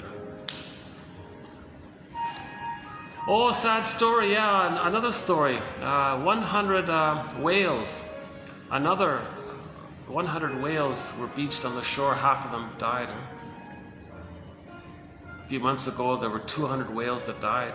So we're getting, again and again, all these reports of tuna dying on the beach, fish showing up dead everywhere. Now we got whales and seals, and some dolphins died on the ocean. Okay, that's okay. I won't do the thread here, but we do a thing called the 40. Now I think it's 42. The 42 ways our repetition compulsion is affecting the planet and all of us, like in a collective way, right? Baby feels emotional poverty. He may create poverty to reenact how the mother gave him poverty. Baby pillaged his soul. He may pillage outwardly to replay how the mother pillaged him. Okay, and we do 42 of these areas. We try to flesh it out a little bit. It takes at least 1 hour to go through that. Oh, I won't do it here today, this time. Okay, let's do the quotes, yeah?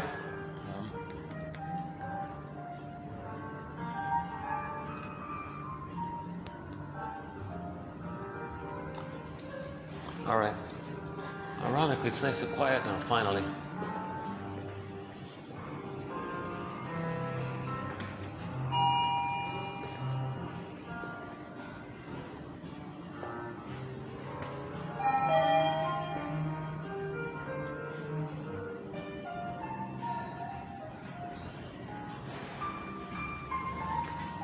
Lift กำลังลงค่ะ Going down. Okay.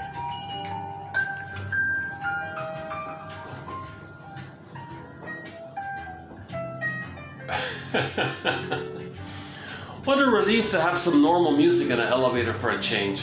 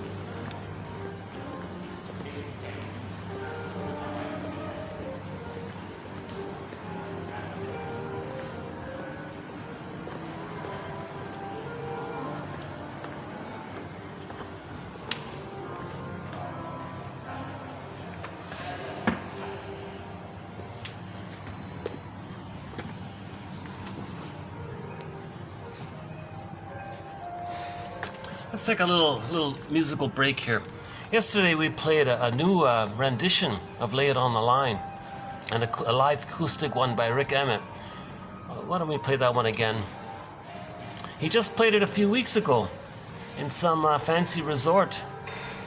So here's Rick Emmett's Lay It On the Line.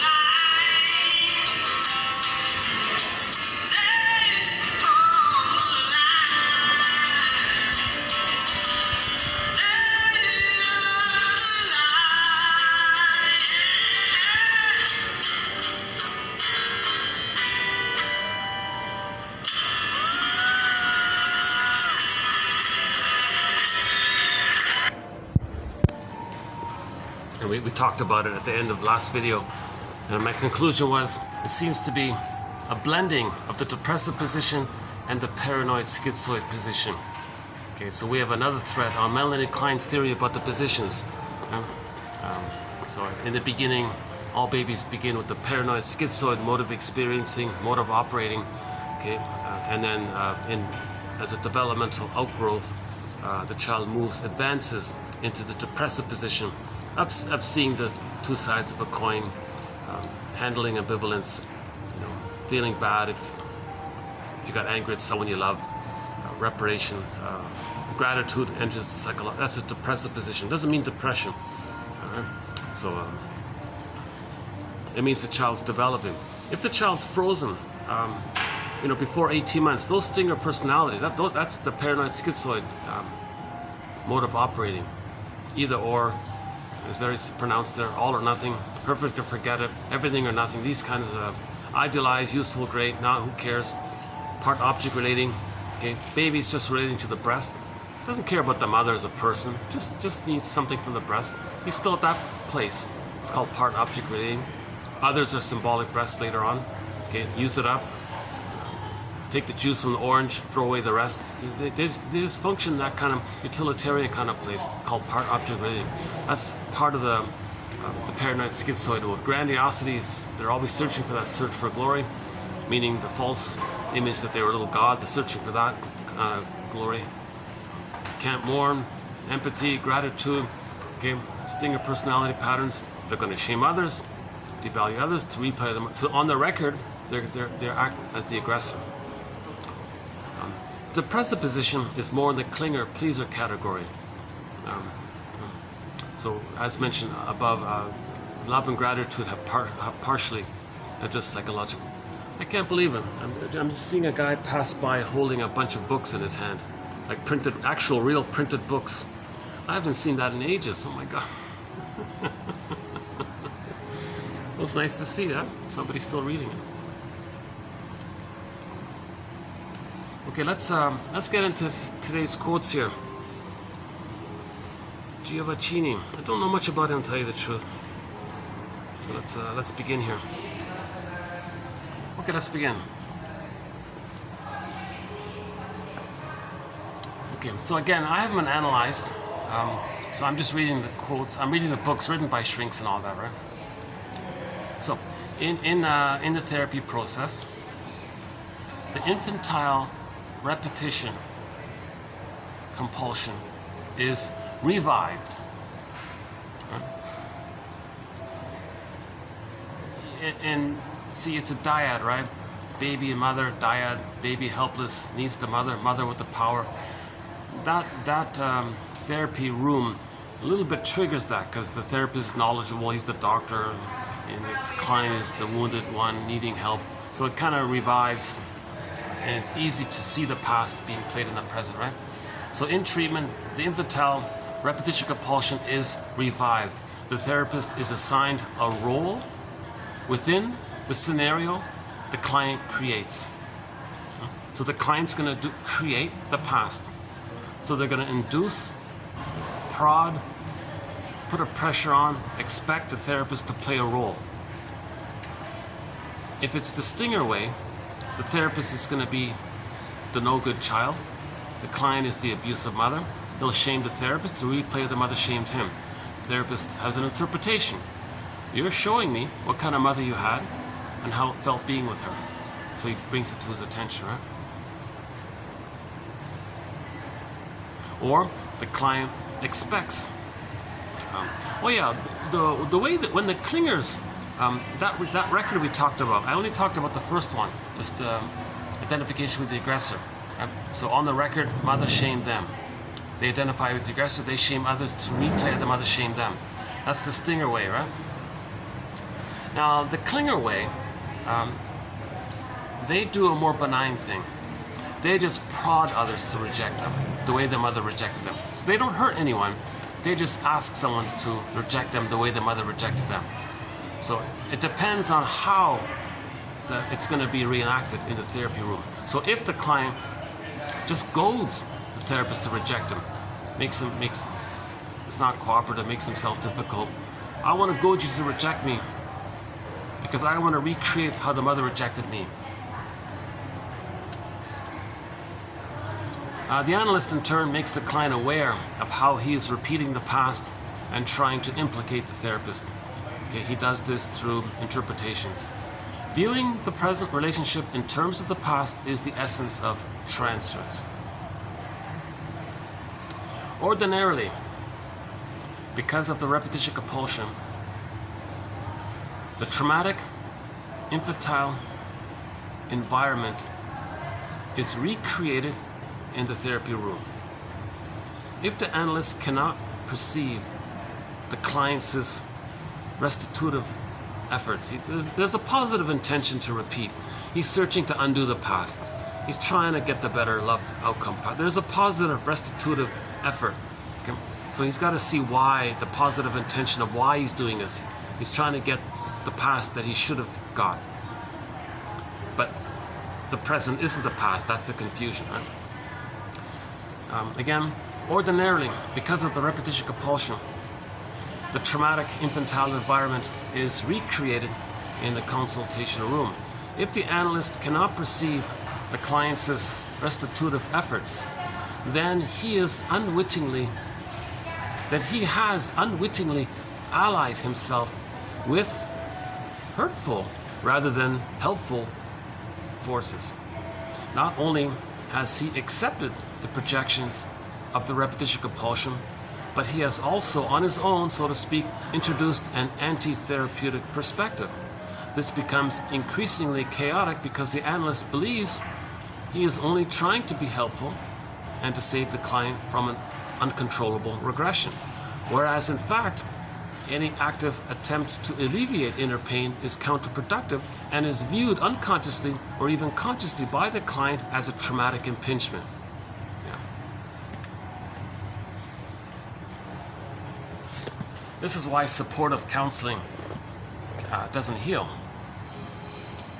If the therapist thinks it's live, like he's treating the present, like literally in the childhood way, the therapist says, okay, I'll be the good parent that you needed. Oh, your mother should have said, I'm here for you. Oh, I'll say that for you. Oh, you're impinging. It doesn't work, right? The present isn't the past. If the therapist doesn't make that clear in his interpretations, it's antitherapeutic. Replaying, repeating, coaxing others to collude without consciousness, just to repeat, is antitherapeutic. It's only therapeutic if we make it conscious. If the therapist doesn't make it conscious, that's what he means by antitherapeutic. On the other hand, some people can accept interpretations, so they avoid therapy in that case altogether. But in generally speaking, interpretation of transference. Yeah, so the stingers, by the way, don't want to go into therapy. The clingers love it. Yes, they want to develop and grow. The clingers are the ones, the codependents, the history, they are the ones that go to therapy and say, where's my adulthood? Why can't I finish development? Why am I still in this childlike place here? Now, the stingers don't bother with that. They don't want to bother with adult development. They just want to be the infantile god. They don't want to be human adults. They want to be infantile gods. That's the difference, right? So the stingers, now the infantile god thing, they have a solipsism. If someone offers to be a real object for them, it's going to trigger up the pain of the nursery, so they're going to reject it. So if the therapist offers an interpretation, you're trying to be like positive, like an other, like a significant other, they'll reject it. So that point's coming up in a minute. Okay, in general, interpretation of transference insofar as it is a reenactment of an infantile struggle and traumatic situation,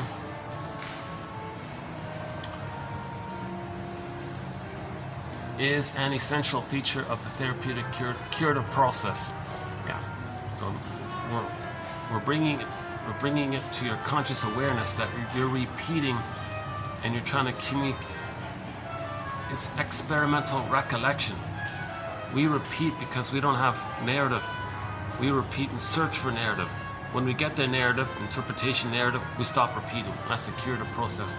The repetition compulsion consists of the repetition of infantile traumatic constellations.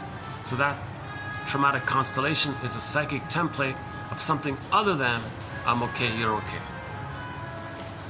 Okay, here we go. So one example of the stinger is the narcissistic pattern. This could be for the bully pattern, the Iago pattern, lower functioning BPD pattern, and of course all the more disturbed ones which we don't talk about. Sort of out of my zone there.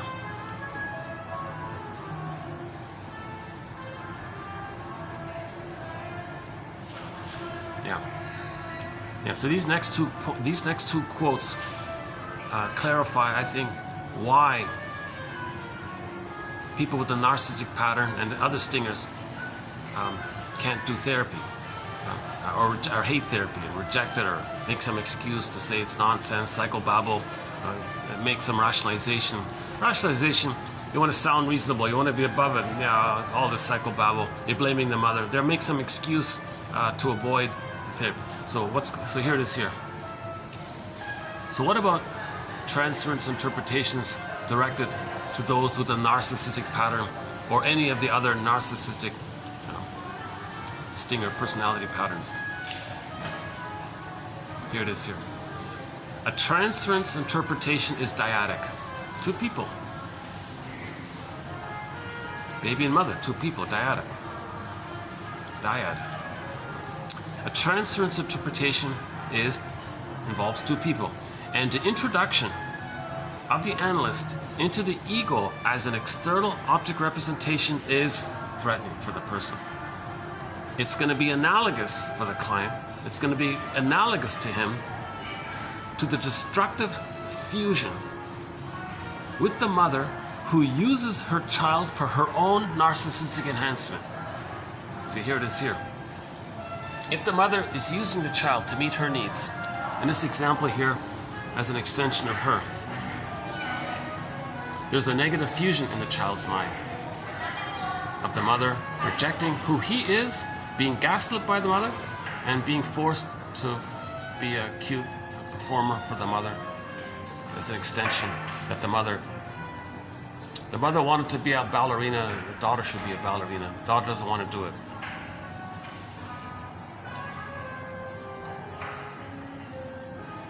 So the daughter has an accident, to get out of it or something like that.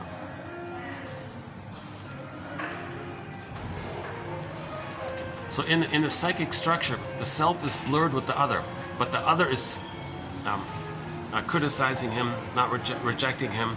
She's the psychotic mother, basically.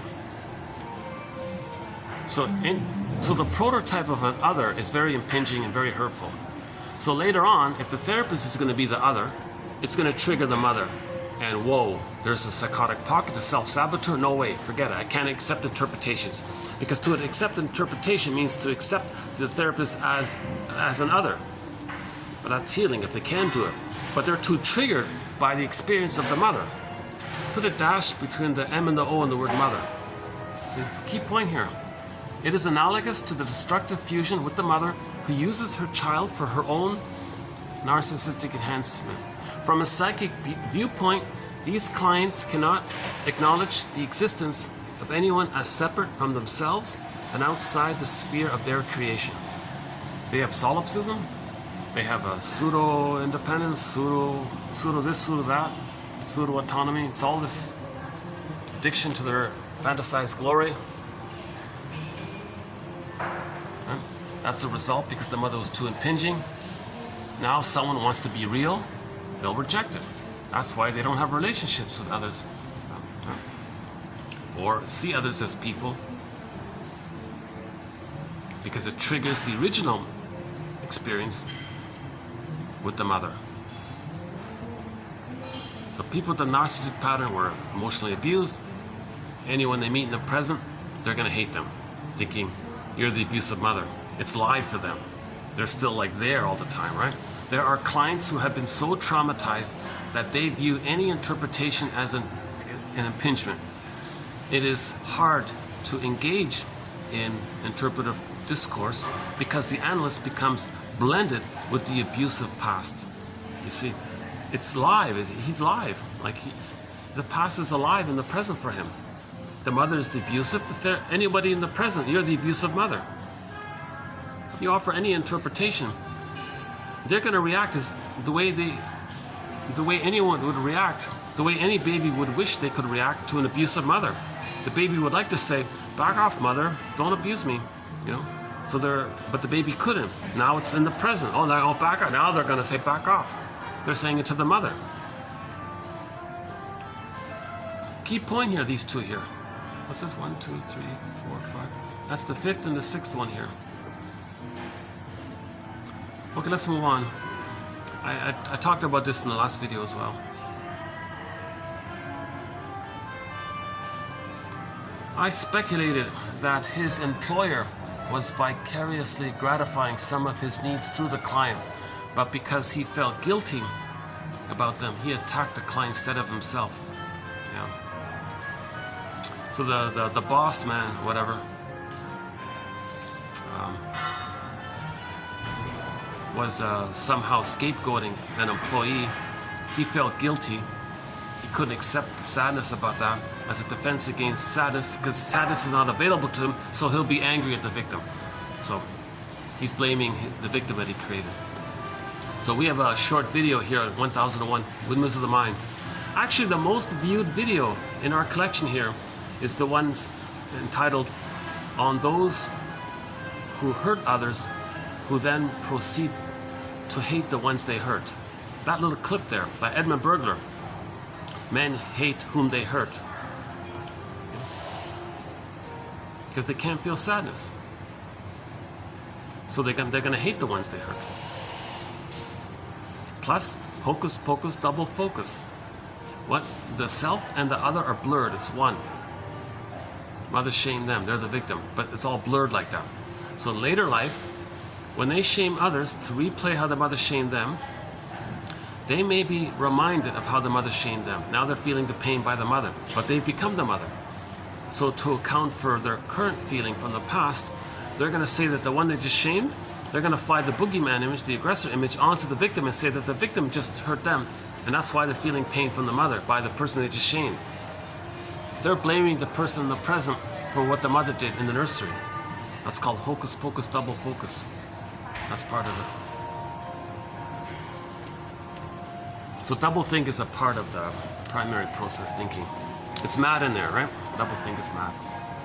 Now, if a person is conscious of this, they can use that doublethink quality for the purpose of making links. The purpose of knowledge is to make links. But the unconscious use of doublethink, if the person is traumatized before 18 months, it's part of the manipulation, it's part of the games, it's a fantasy to create the good, to find the good breast for the nursery, all that, games people. Okay, next one here. The mother may have been, the mother may be destructive and devouring. The infant withdraws and does not progress to the stage of separation, individuation. Later this fixation is manifested by a lack of fear of relationships, self-esteem, etc. Okay, yeah, that's sort of an extra. We don't need that one. All right, we can take that one out. That's the obvious one. But the point was, if the child is fixated, frozen before 4 to 5 months, they don't really separate and individuate. So first the baby has to have the egg, the 4 to 5 months egg, a place to separate from. He's got to have the egg. No egg, no birth. No psychological egg, no psychological birth. He's got to have that period where he's one with the mother for 4 to 5 months. Nobody should remove the baby from the mother for the first 4 to 5 months. That's the theory. Maybe the mother stays in bed for 4 to 5 months, skin to skin contact, baby sleeping on the mother the whole time. Baby feels very safe. He has like a womb-like environment. Nobody should remove the baby from the mother for the first 4 to 5 months. If they do,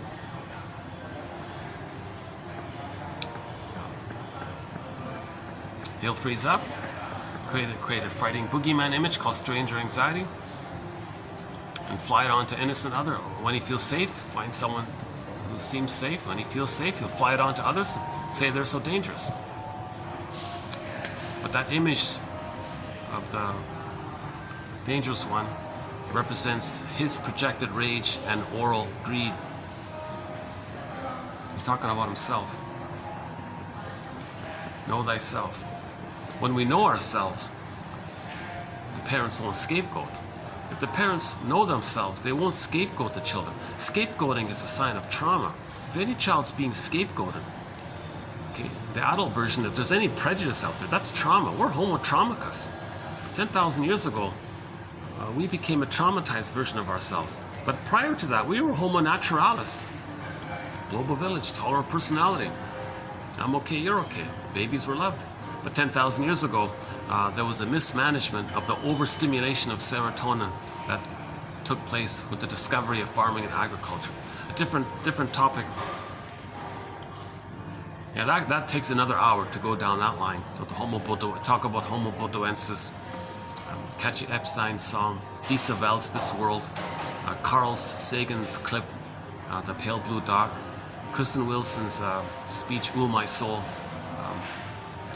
and then that NASA guy who concluded his thick scientific book, "Treat the earth at least as well as you treat yourself, because humans are like mini versions of the earth." Why? Because each human is 70% salt water, similar to how the earth is 70% salt water. So treat the earth at least as well as you treat yourself. And the work of Jane Elliott. So there's a whole thread there on that area.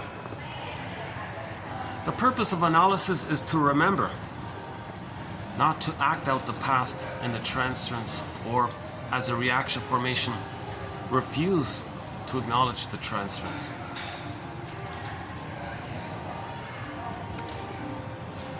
So we're trying to remember.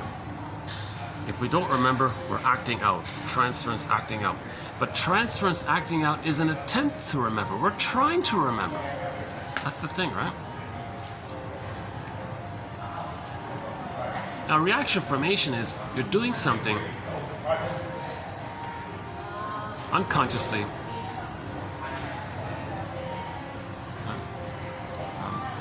but you believe it's the reverse in your conscious. Okay, let's do page 2 here. Okay, in the process of psychological birth, says Otto Rank, each new arrival on the planet finds their first object, the breast mother, only promptly to lose her or it again. A primal catastrophe. For the tiny baby, this trauma, okay, remember the word trauma means wound, and it's a Greek word meaning wound. Okay, so this wound or this trauma is a loss beyond words. Is a loss beyond words. A great hope fell, you heard no noise, the wreckage was within. Oh, cunning wreck that left no witness in, no beyond words. And harbinger of life's incalculable suffering. Even with the kindest of mothers and the least violent of births, the human being is born afraid, a shivering bundle of angst cast adrift in an uncaring world, a small island of pain floating on a vast ocean of indifference. Otto Rank says he's trying to convey that this issue of trauma birth is underappreciated. So I think he was trying to convey that birth trauma is the prototype for a lot.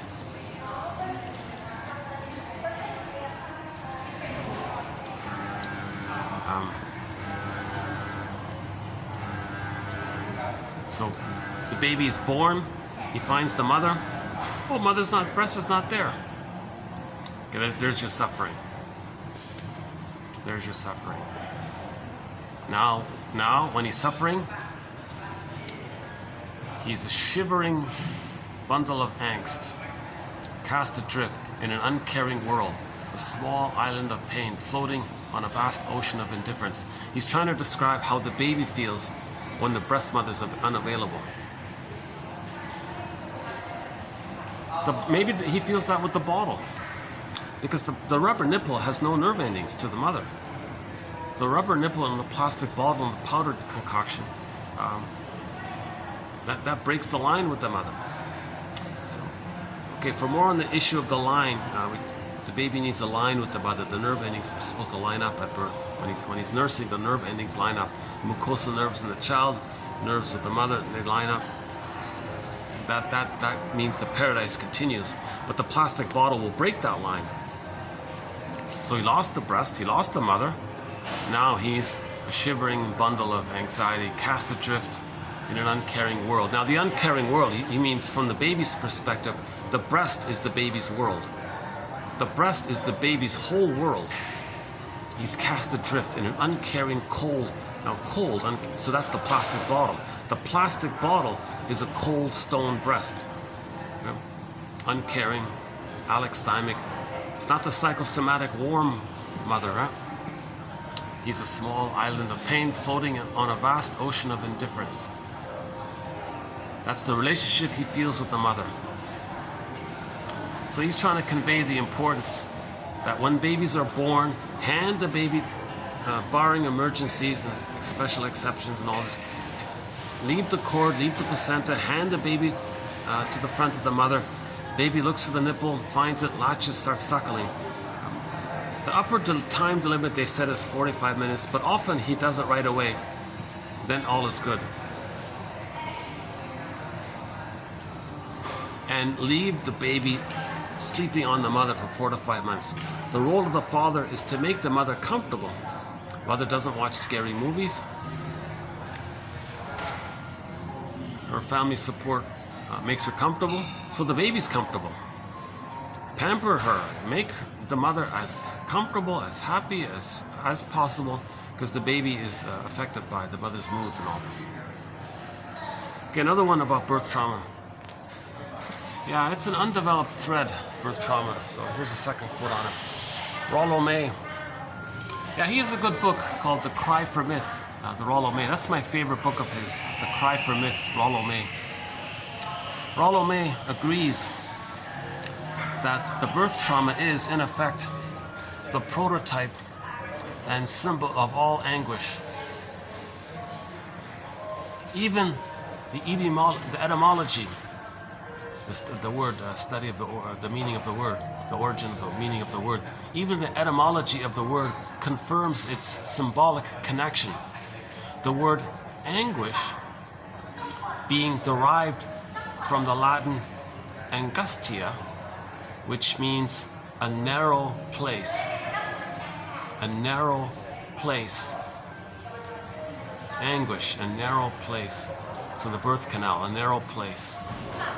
In French, it was used up.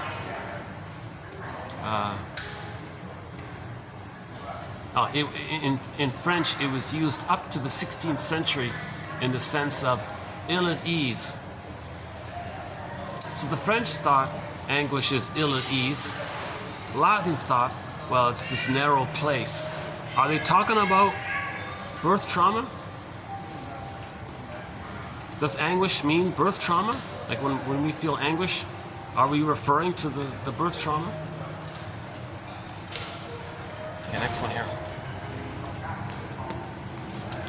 A mature personal identity involves not only who one is, but also the capacity for empathic identification with the experience of others as separate human beings. Yeah. One shrink said, if he can get the client to recognize that he's a person, he's cured. Because in the beginning, others are just symbolic breasts, or their devalued self, they're just projecting like crazy. Get to the place of, I'm a person, and you're a person, and I recognize that you have feelings. I recognize you have a psychological life, an inner life, a feeling life that you feel, and we all have this as a commonality, right? Repetition compulsion afforded the ego the opportunity to encounter repeatedly those parts of the psyche that were ego dystonic, with the goal that ego integration might occur. Okay, so here's a positive intention. Repetition compulsion is like an opportunity to integrate and to know and to accept what happened in the nursery. Repetition compulsion is a mirror to communicate what happened in the nursery. Freud's well-known view on religion is that it's an illusion comforting to the child. Why do we suspend disbelief? To gain pleasure. Okay, we could spend another whole hour easily on the psychoanalysis of religion. So I don't think I'm going to branch off on that one this time here.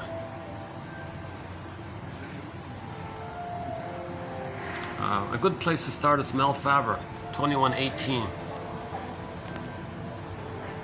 He calls it the breast in the sky. Right? So the speaker at the podium, imagine this invisible power in the sky. It knows you, it loves you. He's describing the breast, but he doesn't use the word breast. He wants the audience members. So again, whenever we talk about religion, we're talking about as it being a tool of the pillaging and the plunder system to maintain prejudice, to create prejudice, to reinforce prejudice, because if religion keeps people infantile via, imagine the breast in the sky, so you're infantile. So the gambit there is, imagine the breast in the sky, but don't use the word breast, but describe it. Be poetic, be suggestive, be dramatic, be emotional, triggering. The idea is to trigger the time when the person did have oneness with the mother. When the baby had oneness with the mother, he felt bliss. He forgot it. Trigger it up. That's the trick. Get people to feel what they felt originally. So this gambit isn't creating something new. It's just reminding you of something old. Oh, I felt that. That's what you felt in the nursery or in the womb. So Damas says it's the phantom placenta in the sky. Create a cord to the placenta, and the baby has this unconditional source that loves him, feeds him. Unconditional, metabolizes his distress. Remember the two veins that spiral up the center vein? That sends up the baby's waste elimination, and the placenta metabolizes it. The center vein sends down the food. The placenta is pretty powerful. So it's always there for the baby, takes care of the baby. Okay, the continuation is the breast, does that symbolically. So Damas says they're describing the phantom placenta in the sky. Create a line there. Oh, it feeds you. You're distressed, it'll soothe you. Or, then he flips it. He may do a condensation thing. He may create a new image that condenses the phantom placenta and the phantom breast and created that in the sky as a powerful entity, knows he's unconditional, etc. Finally, the listeners of all this, they get like a little hit, like a little blip of paradise. So they get the blissful feeling. Are you a believer? Oh yes, that was amazing. Okay, see you. Put money in the basket. See you next week. That's just part of it. It's not about the money so much. The purpose of doing that is to not make you aware that you're using splitting. Because when you idealize the perfect breast in the sky, the speaker at the podium is not telling you that you're using a splitting mechanism of denying that you're really bonded to the frightening breast that hurts you, and you're denying it. That's splitting. It's either or thinking. The goal of healing is to resolve splitting. The goal of healing is to see the third side of the coin, to bring the two sides together. Religion prevents that with its emphasis on see the good breast and all of the stories of goddess and demon, and they're separate. No. In a myth or a fairy tale, a religious story, the goddess and demon represents how the baby couldn't see and accept the two sides of the mother. The mother was partly loving, partly frustrating, but if the mother was too frustrating, the baby can't see it, so he splits it. Religion says, okay, keep it like that. That's good. Because if you see things in either or terms, either be eaten terms, then later on someone can step in and say, oh, we want the stuff on the other side of the lake. Remember when you were traumatized and you survived by thinking in either or terms and neither be eaten terms, and you want to feel safe by identifying with the aggressor? Well, you can see your unloved, shamed self onto those on the other side of the lake. And you created that record of mother exploited you, gave you poverty. Well, you can pillage and exploit and give others poverty to replay the mother gave you poverty. So they want that psychology to get people to treat others the way the mother treated them. So they want babies to be treated badly by the mother. They did it 10,000 years ago when they removed the baby from the mother. And you can still see an echo of it today when the guy insists, no, we got to separate the baby from the mother. Because we got to weigh it. Very important. We got to weigh the baby. We got to take out the cord, weigh the baby. Okay, that's it. He's done. He's traumatized. So babies were traumatized for the purpose of creating the prejudiced personality. Because in the prejudiced personality, it's needed to treat others badly. To get a pool of poorly paid workers who does all the work, does all the pillaging. So this whole pillaging thing began 10,000 years ago when we became Homo traumicus due to the mismanagement of all the serotonin we got with the discovery. And then the addiction around it and the result. And then there's a whole thread. Again, that takes an hour to go through that one. And religion is a part of the pillaging system to prevent healing.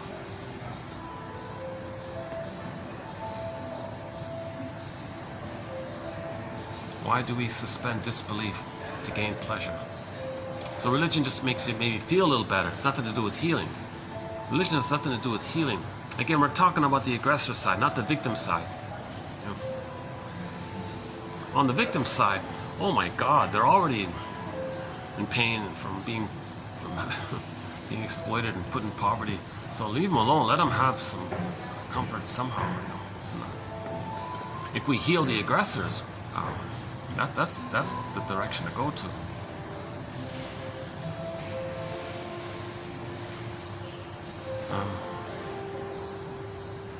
Okay, next one here. Okay, one about the double bind.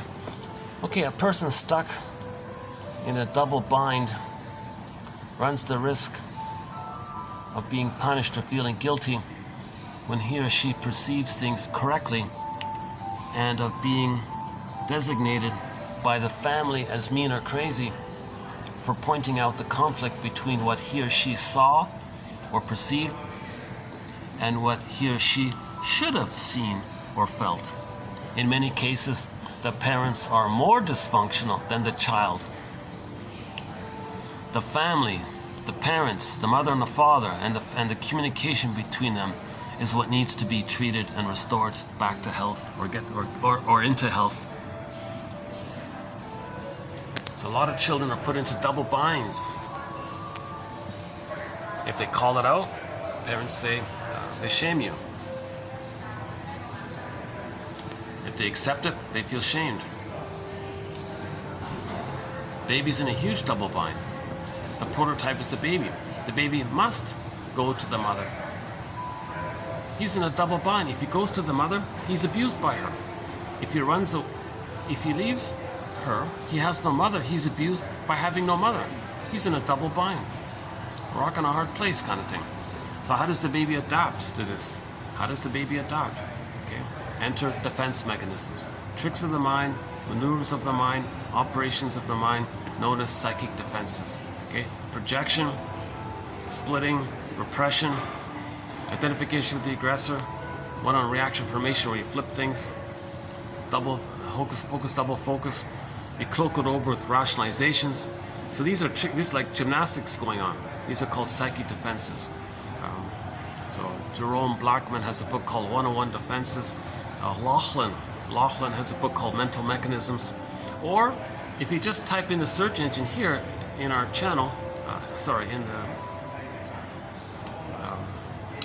YouTube offers a function for each channel by providing a mini search engine in that channel. So if you type in, for example, projection, you'll get a lot of great quotes on projection. Projection, by the way, is the means of bringing repressed material to consciousness. Something about yourself that's too painful to know, you say others have it, that's a mirror to know that it's yours. Projection is like a mirror to see that it's within. Back to Confucius. We start at the beginning of this video. When I'm in a party of 3, I always have 2 teachers. To the one I like and admire, I try to learn from him and be a student. To the other in whom I see traits I don't like, I search for them in myself. I strongly don't like that. I see that I don't like. Well, how about you? How is that with you? Like maybe you have that. That's not perfect, not always, but a lot of strong emotions are related to projection.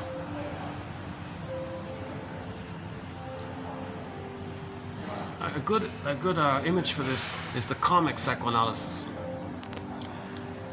1955, a comic was put out entitled Psychoanalysis. They put out 4 issues using 3 fictional clients over, and there was a total of 12 therapy sessions for the whole run of the series. This comic got digitized 3 years ago by Dark Horse Publishing. It's well worth the $20 or whatever it is to have a digital copy of that comic. In my humble opinion, that's the best introduction to psychoanalysis, right there in that comic. You learn about unconscious guilt, self-defeating behavior. Ellen, the character Ellen, was in there. This one about family systems therapy. The parents were scapegoating Freddie. Shrink said, "Freddie, you go home, play pinball or something. You're the symptom. It's the parents are scapegoating you." So he made the parents go into therapy. So that point was in there. The overeater guy, the toxic masculinity one, plus the whole bully one, the womanizer one, that's in there. Repetition, transference is discussed. Repetition, compulsion is discussed. Unconscious guilt, loyalty, separation anxiety. Oh my God, there's jam-packed with psychology. That's the best introduction of psychoanalysis. That comic. I personally think every iPhone should have two things, at least, at the very, very least. At the very, very least, every iPhone should have two things in it. That comic and 1001 Windmills of the Mind. Because 1001 Windmills of the Mind offers 10,000 of the best quotes from psychoanalysis. Nothing like it out there anywhere. Nothing. You know, you can get a dictionary of psychology or psychoanalysis, but I think I've already plucked out the best ones and put it into the 1001 Windmills of the Mind file. Right?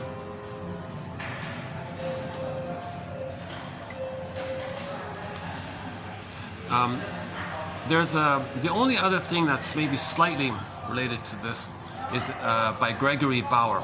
He has a book called Wit and Wisdom in Dynamic Psychotherapy. So in that book, he collected some quotes from psychoanalysis. But there's a lot of Freud in there. But it's not Freud, it's the English translation. So you wipe that out, basically. And what's left represents maybe just a teaser sample of what's 1001 Windmills of the Mind. So there's no real comparison in my opinion.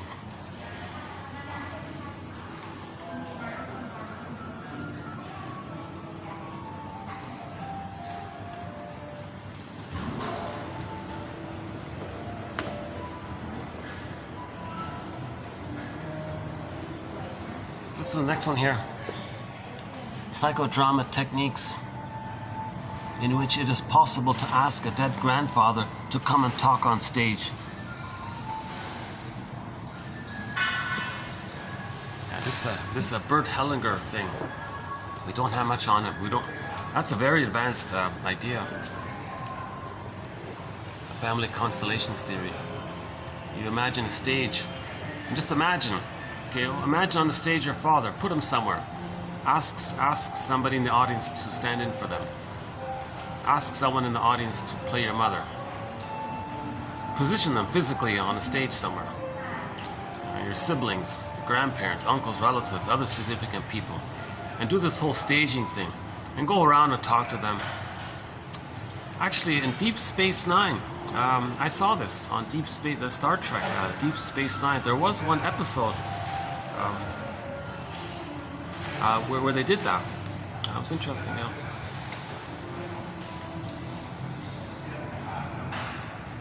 So on the stage, you can just fantasize a missing grandparent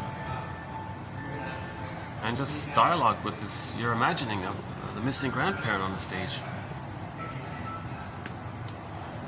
If we open up our perception and develop what Theodore Reich referred to as our third ear, third eye, third ear, we can better understand the repetitions and coincidences in our family history. If someone's lucky enough to be able to do a psychogeneogram, a psychological geneogram, your family tree, and you notice who are the stingers and who are the pleasers, what records do they have, and then where divorces, you include all the divorces and the so-called emotional cutoffs, and you have this whole tree there, and you add in as much psychology as you can for each of the characters. That's a psychological geneogram. You may see certain little patterns going on, and you're affected by it, and you may be part of one of the patterns that you see. So this is like seeing like at a distance, the meta perspective, right? The big picture kind of thing.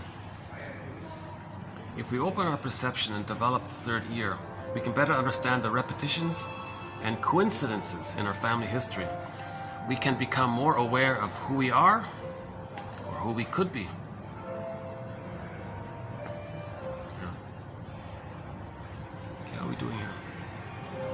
that's it. Okay, that was 2674. So Giovacchini was 73. This assortment one is 74.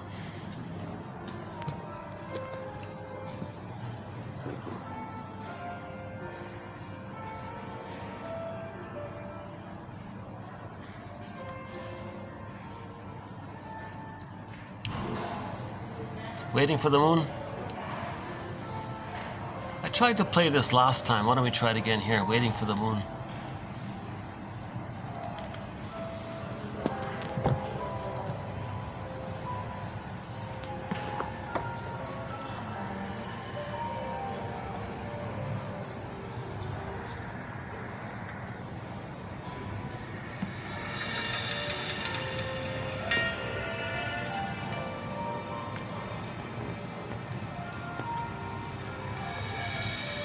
Waiting for the Moon.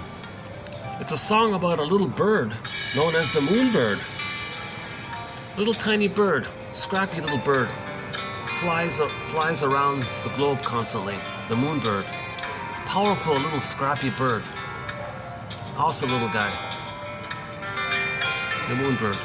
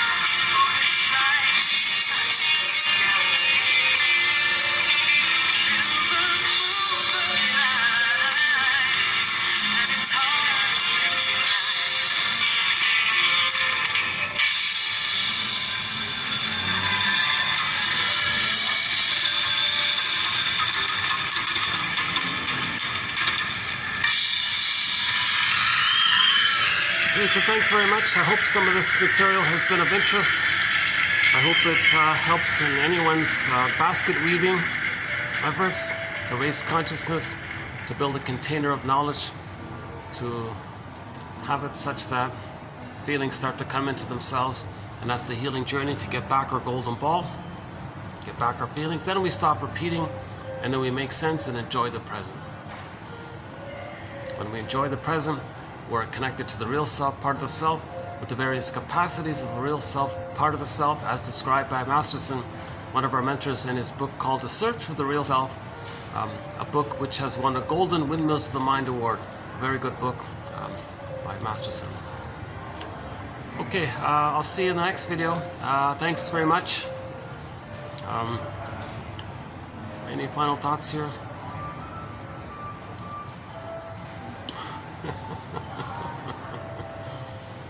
Okay, I'll just hit the pause button here for today. Okay, I'll see you next time.